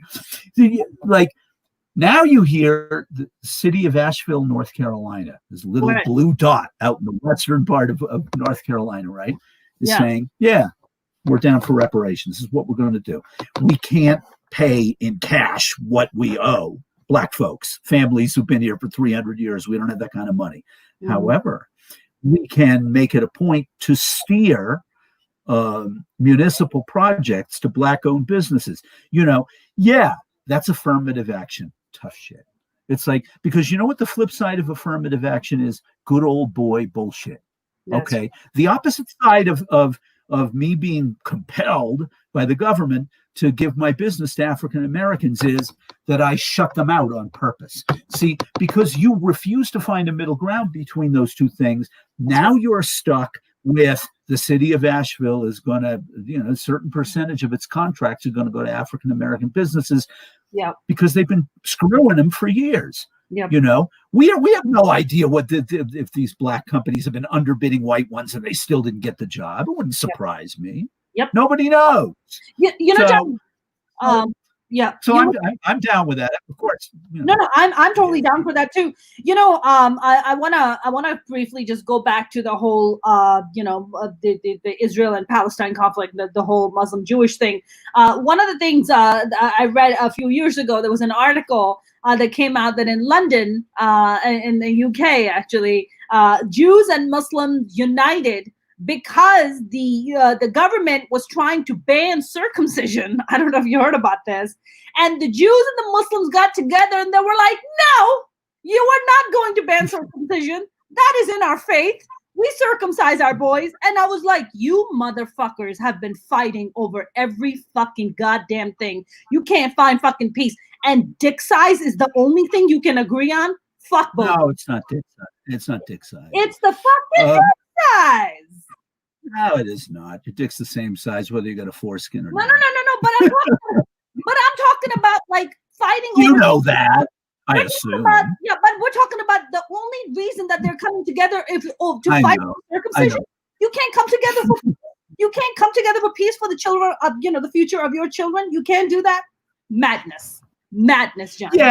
Well, no, I think we may have discussed this before, but I think in the 1990s there was a story that came out that said that the safest place in Jerusalem, one of the oldest cities in the world, was a gay bar, because apparently gay Muslims, gay Palestinians, and gay Jewish folks, and European and American tourists got together, and they share the same sexual interests, but they also they like a lot of the same stuff. They like a lot of the same cultural stuff too. And they realized, what's weird is that being an LGBTQ community, that transcends more borders than anything else, because if you're a trans person anywhere in the world, you're underneath the thumb of every fucking oppressor. It's like you are, you're neither male nor female, and you make everybody uneasy and all that stuff, which is fuck them, who gives a shit. But anyway, if you're gender fluid, people get all weird and uncomfortable. Well, there's no third gender. It's like, actually there is. And I don't know if you know this, Johnny, but we have, Pakistan has officially recognized the third gender. I believe India has also. We have what we call, what are known as hermaphrodites. Those are, people that are born with both genitals. And two sides. Yeah, exactly. And for the first time, the mullahs, the religious mullahs in Pakistan came out and were just like, the third gender is to be accepted and embraced, and is to be respected, and is to be recognized as equal to us, which I thought was really friggin' progressive of them. But on the women, it is. They're like, we're still going to treat our women like shit, but we're going to recognize the third gender. No. Remember, it isn't that they want to treat the women like shit. It's that they don't want the women to have any actual power. See, it's what they can do. They can pound their chest. They treat women like shit, Johnny. They treat women like shit. I know, but here's the reason they do. Okay, is they don't want y'all to have any power. Look, it's one thing you get your Indira Gandhi and you get your Benazir Bhutto and Golda Meir, Margaret Thatcher. And that unbelievably cool prime minister in New Zealand who beat the Row in 6 weeks. Yeah. Okay. But it's like it's the Barack Obama paradigm all over again. One black man doesn't mean that racism doesn't exist in America. Having a woman, I mean, even when we'd elected Hillary, women were still getting 79 cents on the dollar. It's like, the real equalizer is, do women make enough critical financial and fiscal decisions in American society? The answer is fuck no, they don't. Exactly. Okay, they absolutely do not. And I am a rarity in that I have many, many, many, many, many female bosses. Female superior women are my superiors. I didn't be, I'm emasculated. This is terrible. That a man should be at the top of the pyramid. It's like, no. It's like somebody knows how to do their job. Exactly. And they're my champion, especially. It's like, you think that I care if my champion is woman? You think if I care my champion is LGBTQ? You got to be crazy. Yeah. You think that I care that my champion is as Muslim? Okay, By the way, Johnny, I'll champion you. I know you do. Here's an interesting story. Years and years and years ago, I started out on talk radio at KFI, like where Mo is now, and I was a weekend guy in the very same time slot Mo is in right now, in 2003 and 2004, I think, or 2002, 2003. Anyway, I was, me being me, beloved by the Council for American Islamic Relations. That organization adored Johnny Wendell. And they brought me down to do a seminar with all the folks. And we had a great meal down in Little Cairo in Anaheim or Fullerton. It's in Orange County. It's a little Arabic community there. And we were in headquarters, and they had me teach them, how do you speak to a talk radio host on a call? And I was relentless. Okay. But they were like, this guy's great. But anyway, so they called me up months after that, and they said, we're having our big banquet. You want to come? And I said, I know that thing is expensive. I'd love to go, but that thing is pricey. Go, no, we'll comp you. You can come in, And I was like, cool. And then I called one of the editors at the LA Weekly, the weekly paper, and I said, hey, I'm going to this thing. Can I write about it? They're like, yeah. And I'm like, damn, not only is it free, I'm going to get paid. So I turned this thing, I parlayed this Saturday night into something that was going to be profitable. So anyway, Hussam Ailush runs the organization. We're still friends this day. We don't talk much. We do occasionally. Yeah. And he seats me with this great big round table, 13 Palestinians and Johnny. I'm like, what? Wow, no, really? And I'm like, so I thought, screw it, get it over with right away. And I just said, look, just so you guys know, I didn't use the tip of the nose and the penis thing like with Mo and Phil. I said, I'm Jewish. They go, so? I go, you're a Semite like us. Exactly. We're all Semites, or didn't you know that? Well, no, that's the kind of thing I'd say. They like, we're Semites. We don't have any problem with Jews. He goes, what we have problems with is the Israeli government. And what cracked me up is that one of them told me, he said, that Senator Joe Lieberman guy in Connecticut, he's an Orthodox Jewish senator. He was Al Gore's running mate in 2000. He's very conservative. Very well. Yeah. I can't stand it. He drives me crazy, horrible. But the Muslims loved him. And I was like, you love Lieberman? Why? I'm shocked. Like, well, I'm learning something new every 30 seconds here. Why? They go, he introduced bills to protect halal, Islamic kosher. Wow. Senator Lieberman was on our side 100%. He said, I keep a kosher house, so should my friends. My Muslim friends want halal protected by law. It will be. And he did. He went to the mat for it. I mean, the other senator's like, oh, are you joking? Like, really? And he's like, yes, this is important. This has to do with religious liberty in America. Mm-hmm. You have to be free to eat your food, and it has to be halal, has to have standards. It can't be just like, well, it's halal because we say it is. And they loved him for it. They didn't love his Zionism, but they said, on a matter that really counted for us, he was cool. I was like, oh, okay. But the Palestinians, they were great. They were really nice, and what was really funny is I'm sitting there, and I think like maybe in jeans and a button-down shirt, and they're all in these super expensive outfits. Like clearly they had an imam come in from Brooklyn to shake the tree, to raise a little money. And he was really colorful and funny, and he's like rhyming and rapping and all this. These people, these Palestinians were like, that's just 500, 1,000, 1,500, $2,000 to this, clever imam character, this colorful rascal, this Tumblr, this Arab Tumblr, and I'm just like, my God, they're just like, it's just like being in a room full of goddamn Jews. it's like they're all overdressed, and they're all trying to impress each other by how much money they throw away. Oh, Johnny, Muslims are very much guilty of that. I have seen it firsthand among the Pakistani population. That does extremely well, very well off Pakistani population in LA, and of course the Bay Area is, forget about it. Like, they have money at the yin yang up there. Right. But I mean, the way they write checks, they're like, I was actually invited for an event. It was a cancer. Imran Khan, who's the current prime minister of Pakistan, he has a cancer hospital that he started in the name of his mom's, because his mom passed away due to cancer, breast cancer, I believe. So they were doing a massive fundraiser here. So they hired me to come out and perform at this fundraiser. And I was like, oh God, I don't think they researched me before they hired me. Oh yeah. I remember you told me about this.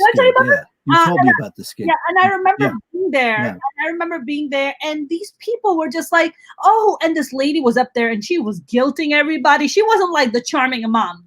She was straight up savage. She was a savage, Johnny. She was guilting people. She was like, oh, I see you with a brand new Gucci bag. You can't write a check? Come on, you can write a check. And then people are like, okay, here's 5,000, here's 15,000, here's 25,000. Yeah, people were just writing checks like it was a joke. This one family stood up. They were like, we already donated 50,000, but here, we'll write you another $20,000 check. And I was like, I was like, I'm accepting donations for the Mona Fund. Can I get donations? I was like, can a comic? And don't forget their subgroup, the Johnny Fund. The Johnny Fund, exactly. I was like, this Semite is going to fund that Semite. That's right. No. You are not a Semite. You're not from the same part of the world. Am I not? I'm not being a Muslim. No, is that an Arab thing? Is that an Arab? I think being Semitic means that it's Northern Africa, East Asia, and some parts of Turkey. I think the Semites may go farther than that. Is it part of MENA? What's that? Is it part of the MENA, like MENA, Middle Eastern North African region? Is that what it is? The Holy Crescent. Hey, right there. Cool. I'll have to get back to you on that one. You can just I'm guessing. real quick, Johnny. You can just Google it. I'm not going to do it right. I'm not going to do it right now. Who are the Semites? But it's true. But like we are like, people want to show off. I had this one lady. She was sitting up front. She was wearing a huge necklace studded with diamonds and gold. It was gold plated, studded with diamonds, and in Arabic it said Allah, right, which is God for Arabic. That I knew. You know about that. And I looked at her and I was just like, wow. I was like, I really like your necklace. And she was like, yeah. I'm like, because God loves humbleness. So I was like, that's why you have it studded in diamond. And everybody was just like cracking up so hard, because it was the opposite of what really religion is. It's like, you're not like walking around maybe saying, that's what you think of religion, right? No, I mean, it's the opposite of. It's the opposite of humility. Yes.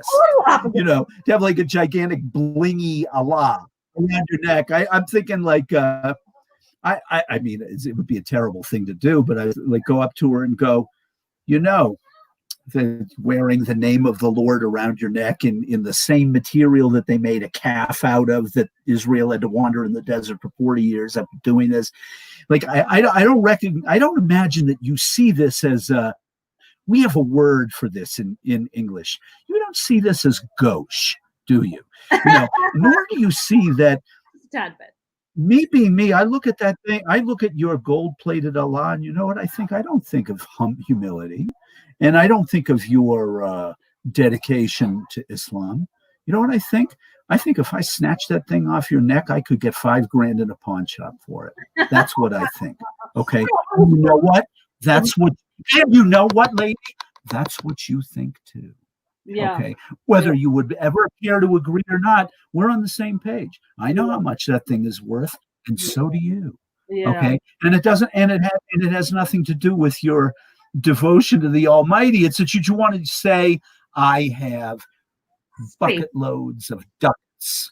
Oh, for sure. No, but I also have faith, Johnny. So there's also that, I don't know if that is, I think it happens in every culture and religion, by the way.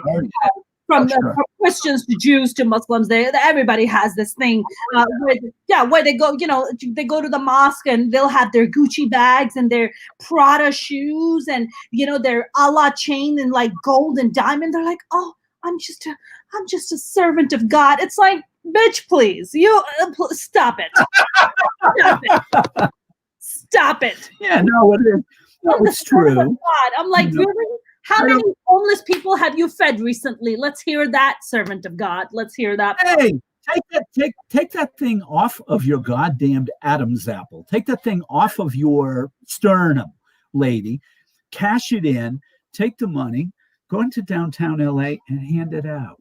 Okay, just give it out to people that don't have any money. You know what I'd say? You feel a million times better. You think that this thing is going to make you feel anything? It doesn't make you feel it. It may symbolize fiscal superiority or material superiority. But on the other hand, let's say that how much you reckon something like that costs, like $10,000-$15,000, something like that. Easy. However much it is. Okay, you cash that thing out. Okay, and you take $20 bills. And you go to homeless encampment and you just say, knock yourselves out, get a hotel, get a shower, have a nice meal somewhere, get some new shoes, feed well, I would, but my family's back in Chicago, and you hand them $2,000 to go. Yeah. Buy a plane ticket, go see your family. And I'd say to her, you'd feel a million times better. Yeah, you'd have your naked neck, but so what? The right near your neck is your heart. Your heart would feel good. You'd feel like, damn, I made a difference in somebody's life. Okay, I didn't march into mosque, ostentatiously covered in baubles, okay, to make a show of myself in front of, look how successful I am. Because essentially that's what you're doing. And then, prostrating yourself.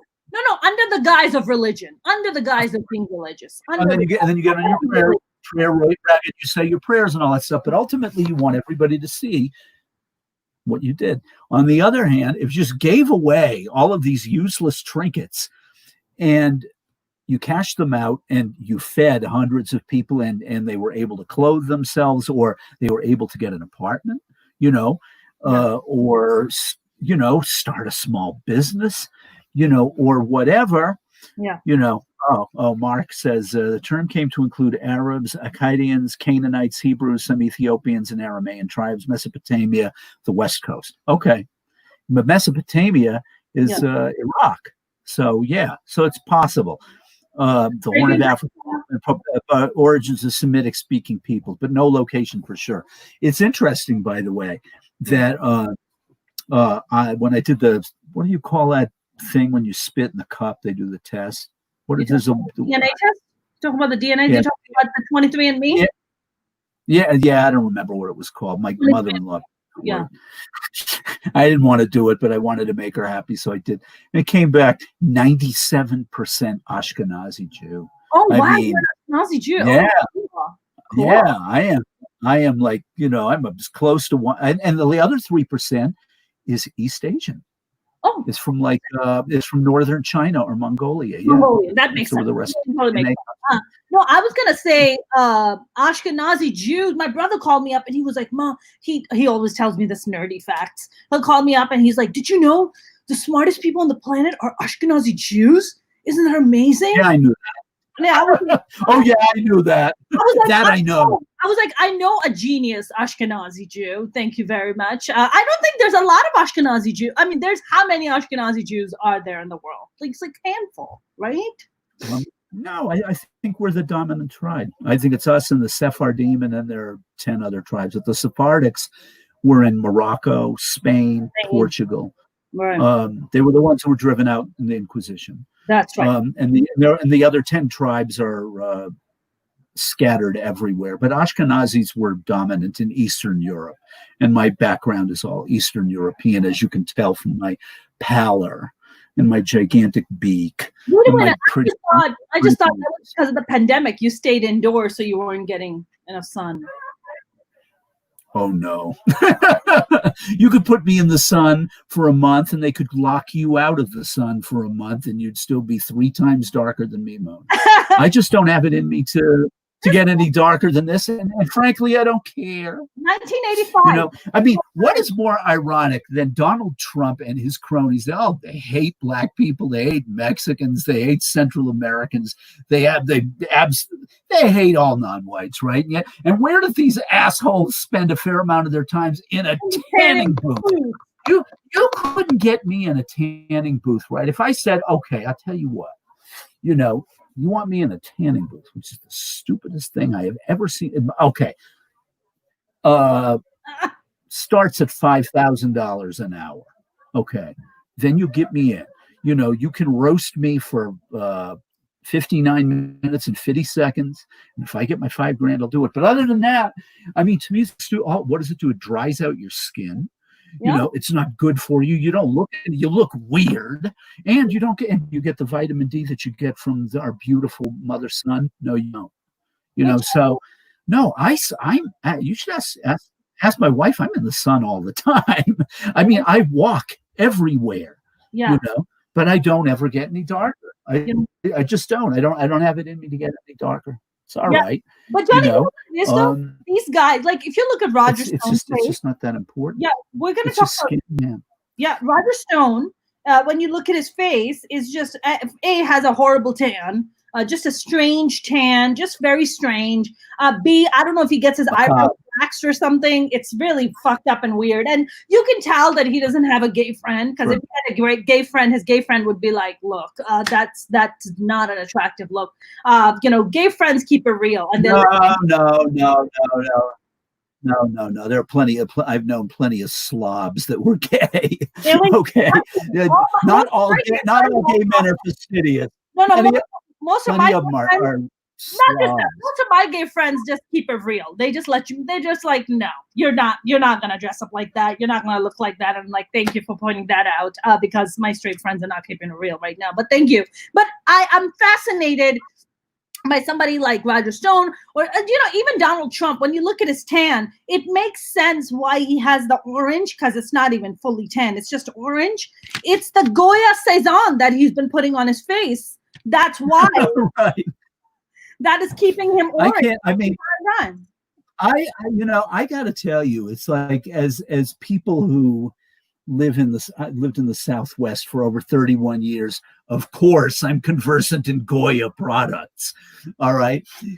It's like the CEO of that company doing that bend over backwards to kiss Trump's ass thing.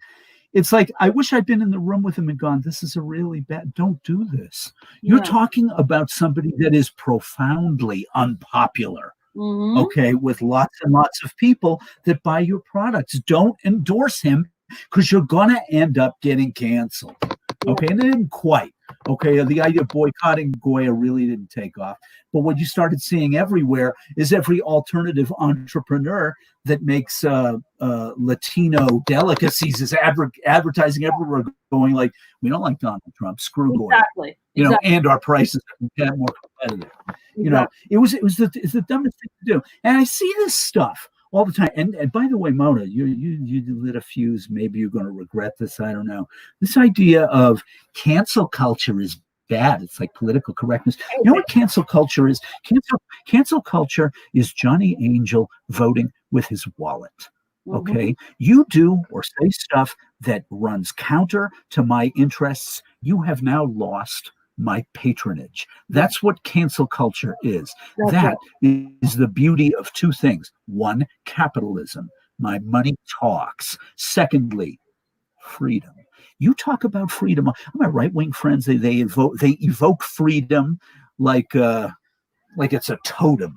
Okay, but they don't believe in it at all. You'll take what we get and you'll like it, is their idea of freedom. No, my freedom tells me that if some bonehead that runs Goya Foods is bending over backwards to be nice to Donald Trump when he doesn't have to, my answer to you is, I'll tell you why. But Johnny, I'll tell you why. I know that this may be. Yeah, I'll tell you. My. I was looking up the CEO and the family of the Goya family, and I was looking them up, and their ancestry is all from Spain. Now it's España. And from Spain, so they somehow considered themselves to be above the Latinos and the Hispanics in this country. So they're like, yeah. We're the Europeans. Yeah, they're lighter skinned. No, we're Europeans. Mm-hmm. We're Europeans. There's no mistake. We're above. Yeah, we're above it. We're above them. So that's where that shit. I didn't hear you. What'd you just say? Say it again. I think you were saying. I was like the reason. I was saying the reason he had a need, the CEO of Goya had a need to come out and say what he did and endorse Trump is because they think of themselves as Europeans. They look down upon the Latinos and the Hispanics who very much spend their hard-earned money paying for those Goya products. They're the very people who look down upon the very people, that are spending their hard-earned dollar buying their shitty fucking products. Drives me crazy. Yeah, well, crazy. I mean, you talk to, I know people whose lineage goes directly back to Spain, and it doesn't go through Central America or through Mexico, and they look like Europeans. Yep. Look at it's headed to the Basketball Hall of Fame. What's his name? Pau Gasol. Okay, he's a Spaniard. He was the Lakers Memphis center for years. Won a couple of rings with Kobe. Pau Gasol looks like a white guy, but he's Spanish. The thing is that he's from Spain. His brother Mark looks even more like a tip. Of us just went off for a second. Now we're back on. Okay. We're here. Okay. The machine just went nuts for a second. But it's like, yeah, they say like, well, you know, we don't look like Spanish-speaking Mexicans because those are Spaniards that bred with the Aztecs, and those are Spaniards that bred with the other tribes of Central America and Mexico and the American Southwest. And I'm like, oh, I see. So that makes you different. I got to tell you something. I don't know. Were you raised in Pakistan or were you raised in the United States? I was raised in Pakistan till 15. Okay. Did you ever read Dr. Seuss in Pakistan? We did not. No, I didn't read Dr. Seuss. I read a little bit of Dr. Seuss when I got here. Okay. Well, you're 15, so you were probably reading other stuff. Dr. Seuss had a parable about the star-bellied Sneetches. Now, the gentleman that weighed in before Matt and the other fellow, James, I think, undoubtedly you read about the star-bellied Sneetches, and I didn't yet. Okay. And every school kid in my generation read Dr. Seuss and the Star-Bellied Sneetches. And even as a 5-year-old, I understood the parable. The parable is that there were regular Sneetches who didn't have stars on their bellies, and there were star-bellied ones. And the star-bellied ones were superior. They had something that the starless ones didn't have. So this entrepreneur named Sylvester McMonkey McBean comes along with a machine that puts stars on thars. And now you can't tell the star-bellied Sneetches from the formerly starless. Everybody got a star now. So the star-bellied Sneetches are really upset. So Sylvester McMonkey McBean goes to them and goes, you know what I can do for you? I can do a star removal, and you will be special again. So he takes the stars off, and then this goes back and forth. And there is a great cartoon in the Star-Bellied Sneetches of a figure eight of all the Sneetches going in and out of both machines, having stars put on, taken off, on, off, on, off. Sort of like Donald Trump's family and Botox. Okay, same kind of thing, right? And at the end of the cartoon, Sylvester McMonkey McBean is driving off with his truck loaded with all the Sneetches' cash. They're all broke. They're busted. They've got no money left. He's laughing at them. And the Sneetches are looking at each other, and they're like, damn, we're all the same. It's like we don't remember who was who. We're all equal. Damn. You know, and it's like if you could walk into the cartoon, you go, hey, Sneetches, you got played for fools because you placed value in something that has no value. That star on your belly doesn't do anything. Okay. You decided it was valuable, but it wasn't. It's not valuable. How many people are listening to this thing, you figure, right now? Right now we have 8, but people kind of come and go all the time. So right now we have 8. Okay. How many of you 8 are aware of the star-bellied Sneetches? I'm curious about that. I wonder if it's a generational thing, because I'm 64 years old. I got out of elementary school in 1968. Okay. Oh, young. I'm curious. You young man. What? I said you I'm young old. man. You. No, I'm old. I'm really old. Mark says, I read Dr. Seuss's Green Eggs and Ham kind of guy, but I also love Curious George. Yeah. It's funny, but because last thing, and then I got to go because we're running kind of late. One of the other stories in the book with the star-bellied Sneetches was on these characters named Zaxes, Z-A-X's. And one was a north-going Zax, one was a south-going Zax, and they went face to face. And they start debating with each other. I don't take a step east. I don't take a step west. My father was a north-going Zax, and his father before him, and they never went east, they never went west. They stood there for 20 years. An entire city was built around them with an overpass over the Zaxes. And it was, Dr. Seuss was a genius. It was like, look at what stupid people place values in. Yeah. Green stars on your bellies, which are worthless, and my path. I will not step an inch to my left or my right because it is my right to move forward, and nobody should stand in my way. as opposed to, oh, all right, what, this way ye shall pass. The irony now is the North going Zach, South going Zach, breathe on each other, both die of coronavirus, and no problem. Always look on the bright side, I say. Johnny, always look on the sunny side. Right, Johnny. But I really, yes. Honestly, just coming back to and before we just wrap up, one thing I'm very, very happy about is the fact that Mo's getting a lot of coverage over the bullshit that went down with Roger Stone over the interview. I'm not happy that he got called that by Roger Stone, because Roger Stone's a garbage human. But what I am happy about is the fact that Mo deserves all the love and attention in the world, because he's a wonderful human being and he's brilliant at what he does. And second, it has just like kind of verified and resurfaced and really have it on tape. Of things that people always kind of talk about, and that these people, Roger Stone and Donald Trump and the people in his administration freely use the N-word, and we caught it on tape. We caught it live. The cousin to the N-word was said. So I don't know how much of a mind it changes of his followers. Because they'll follow him down the fucking down the Niagara Falls. So they're just so stupid. I don't know about that. No. That's not true at all. I think there are two things that you have to consider. First of all, if the pandemic doesn't start lightening up relatively soon, okay, if these caseloads, especially in Texas and in Florida, don't start coming down, the people in those states will be livid. Okay, because now you're starting to find that in the white conservative suburbs, what's that big development in Florida? The Villages. They're like 120,000 old, rich white Republicans live in these villages. Well, they won't social distance. That screw them. It's a hoax. Remember the idiot in the golf cart that went white power and Trump retweeted him? Like, that's the Villages. Yeah.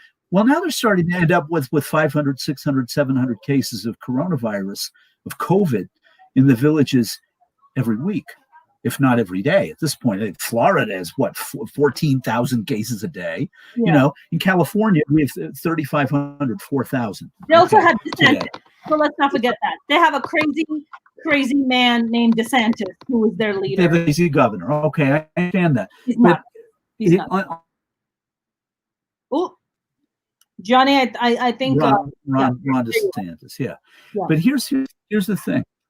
There are two things you have to consider. One, if the coronavirus, the economic effect and the physical effect of it just not being handled or going away, and people boil, okay, for all of the right-wing media's attempts to blame whomever for it, governors, mayors, people who are soft on China, all this stuff. The fact is that Americans think Donald Trump is the president when this happened. Okay. We're tired of him blaming other people. He's the president. Okay. Same with the rioting. Same with these issues in Portland. Same with crime. You claim that America is going to fall to pieces under Joe Biden. Mona, want to know what percentage of Americans are happy with the state of America right now? 11%. 71% are unhappy. The rest are undecided. Okay. Secondly, and most importantly, if these people they really don't like him much anymore at all, and all of the things that they used to think were great about him, like their tax cuts or whatever, if they sense that he is losing, if they sense that Biden, let's say if you get polls, Biden's up by 7 to 10 points a week before the election, if Biden survives the debates and he's up 7 to 10, and it doesn't look like 2016. There's no surprise. Biden is not regarded the same way Hillary Clinton is. And a lot of Trump's people will be like, I want to vote for a winner. And they will vote for Biden.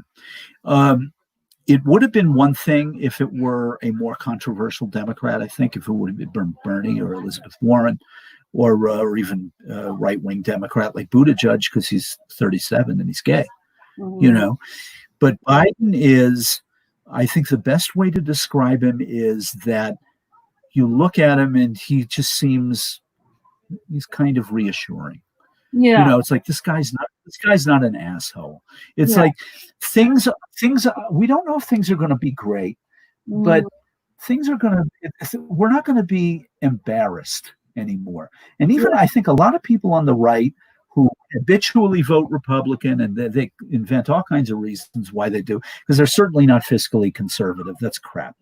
A lot of them may get to the point where they go, I don't see why I would buy into this philosophy anymore. It's like, I am allied with Roger Stone. Roger Stone is a creep. Okay, there's something really creepy and mean and nasty about him. Steve Bannon is a horrible human being. Stephen Miller is a piece of garbage.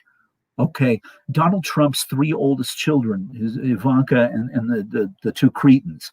Okay, it's like these people are creepy. It's like you don't want them as neighbors. You wouldn't want to go bowling or golfing with them. You wouldn't want to hang out. You wouldn't want to have a beer with Eric Trump. Eric Trump likes his bar fly. He likes to bar hop. That's his thing, right? It's like if you were in a. I don't know that part. Is that? Yes, that's true. He likes that stuff.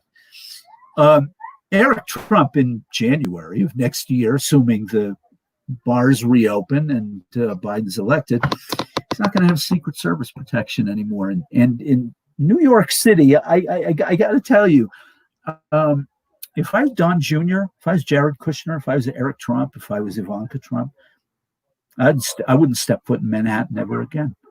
I wouldn't. I'd move to Dubai, move to Moscow, where I'm appreciated, because it's like you're going to run into a Johnny Angel, and 2 Johnny Angels, then 3 Johnny Angels, then a Sheikh Mona, then James and Mike and our friends here.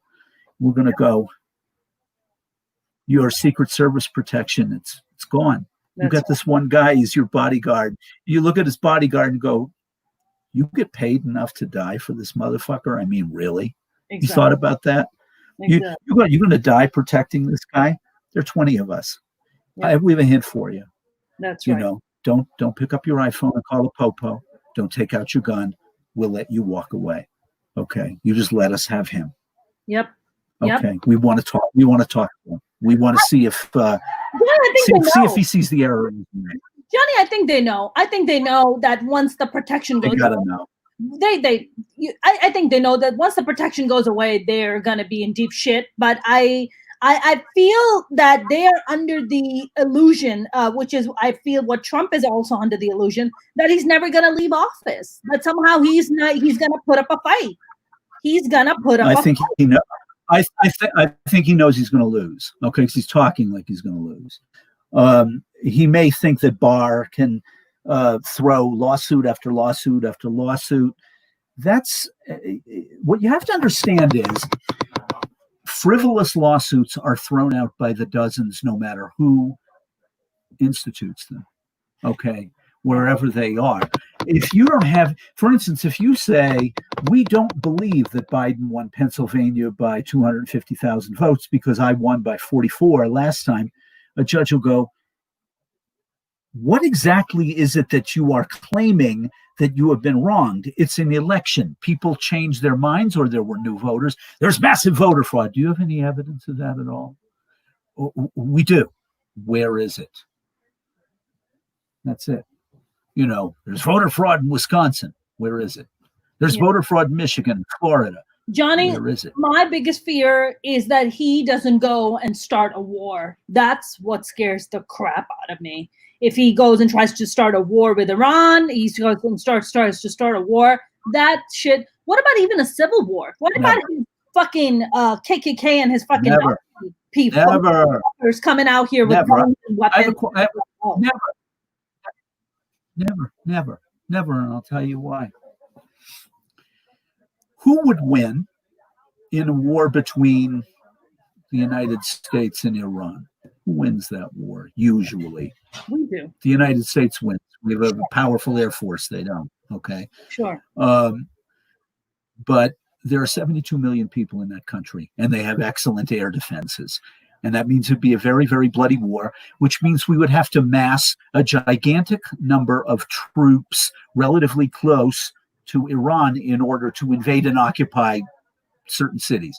Well, if you have 300,000 people shoulder to shoulder in 2020, Mona, what tends to happen to them? They get sick and they die.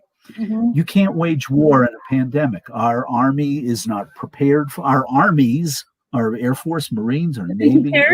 You think he cares, Johnny? No. He doesn't care. He wants to win at any cost. If they die. If they die, they can't fight. If they're in hospital, they can't fight. How many are going to die? How many is he willing to sacrifice? He doesn't fucking care, man. Look at he was sitting down with Chris Wallace on Fox News. Chris Wallace was calling him out and was like, look at the numbers of Americans dying. And he was like, how many deaths? How many deaths? Chris Wallace, who works for fucking Fox News, is calling out Trump. And Trump is like, what number? Show me the death number. This motherfucker doesn't fucking care, man. He doesn't. Every day. Every American sees him every day. Also, you're talking about the same interview. This guy's like claiming Biden is defunding the police. Wallace says, no, he never said that. Yes, he did. No, exactly. Yes, he did.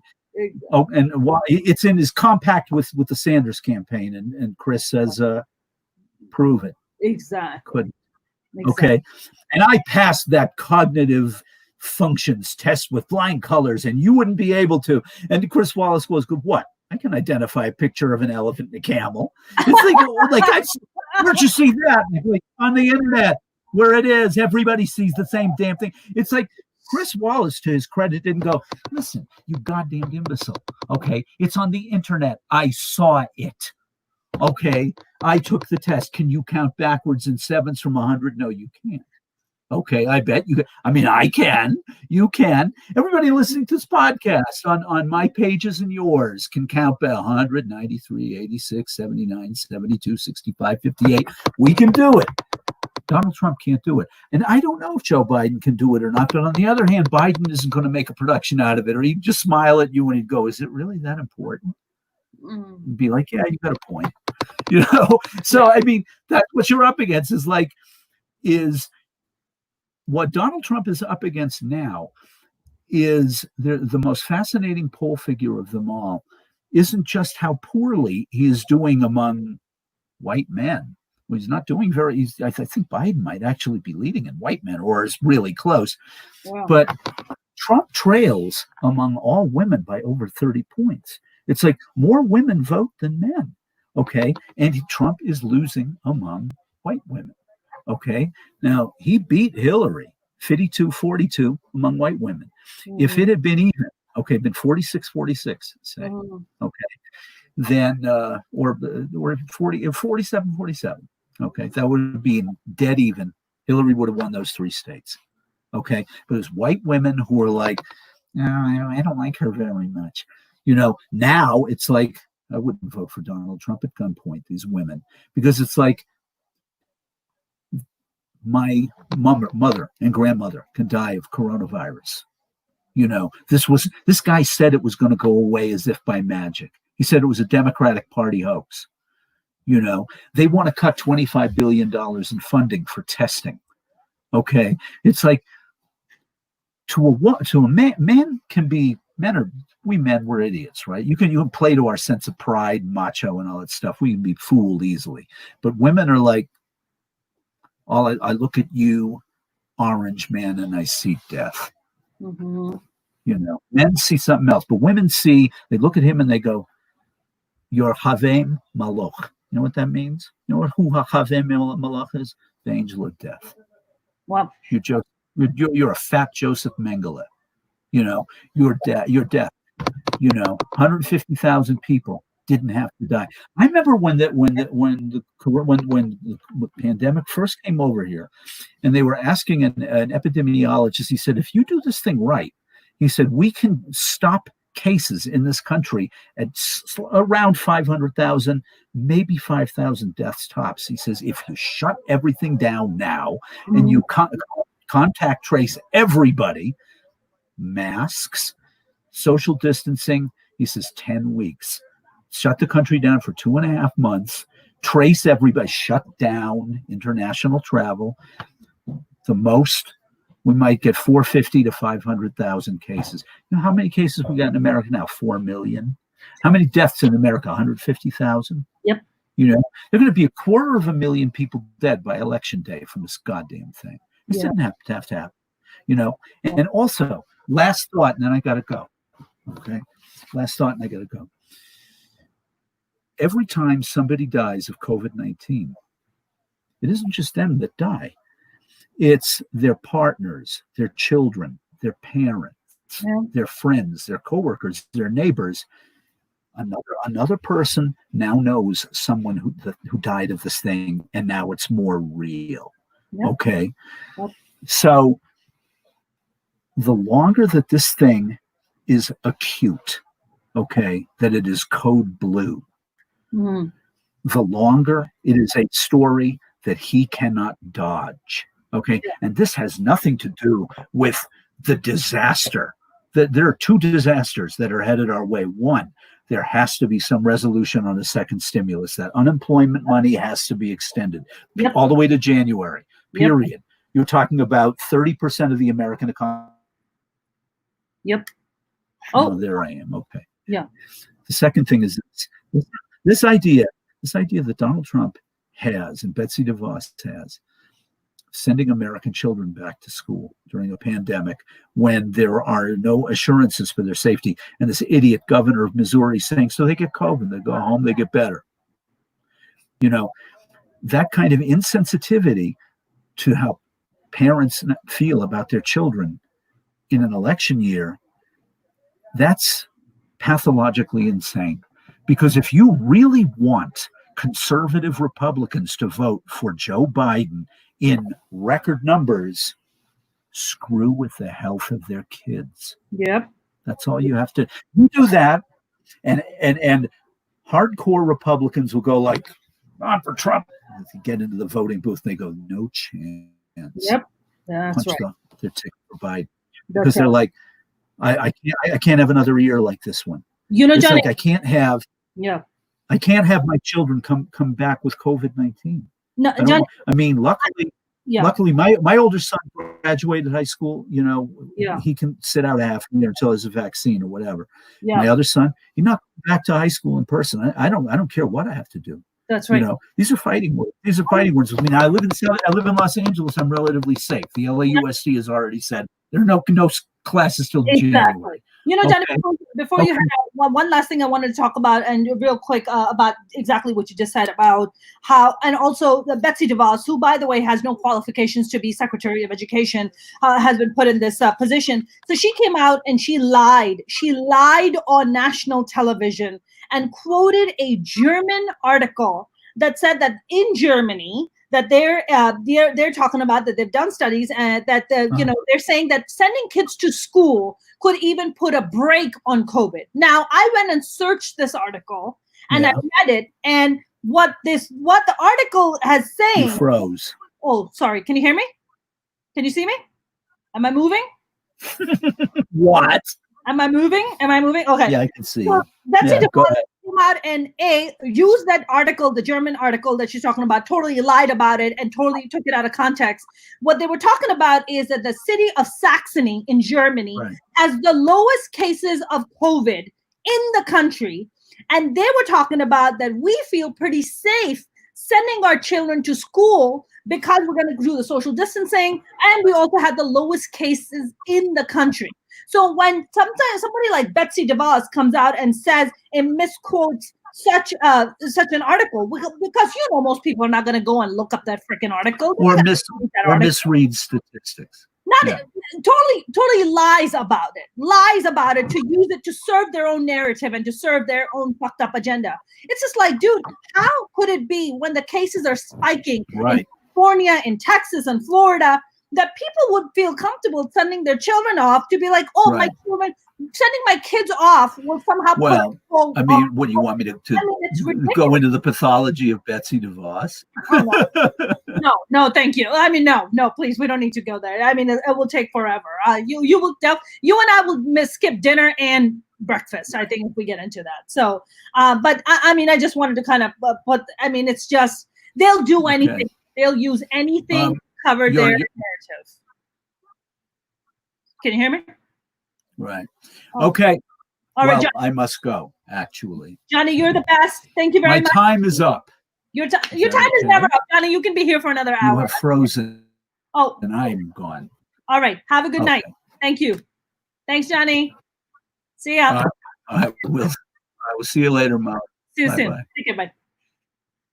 That was the amazing Johnny Wendell. I hope you enjoyed this conversation. Man, we covered a lot of stuff today. We talked about Mo Kelly and Roger Stone, because Mo Kelly is a dear friend of mine, and Johnny Wendell. The only reason I know Johnny Wendell is because Mo Kelly introduced me to Johnny Wendell. That's how I know Johnny Wendell. And of course, I feel like I'm part of the Johnny Wendell, Mo Kelly show family because I go there a lot. I was just on the show last Wednesday promoting the comedy show that I just did on Saturday with Maz Jabrani and all those wonderful folks. And if you missed that show, I'm sorry that you did. It was a great show. James, I know that you were part of the VIP and you came and supported the show. So thank you very much for everything that you do, James. I really appreciate it. I mean, you know, the fact that James is very kind.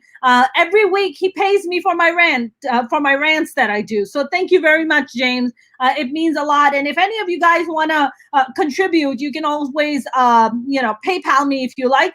You can PayPal me at here. I'll send you the PayPal for it. You can PayPal me at info@minorityreports.com for my rants that I do. Or if you want to Venmo me, you can Venmo me at Mona S at Mona S 518.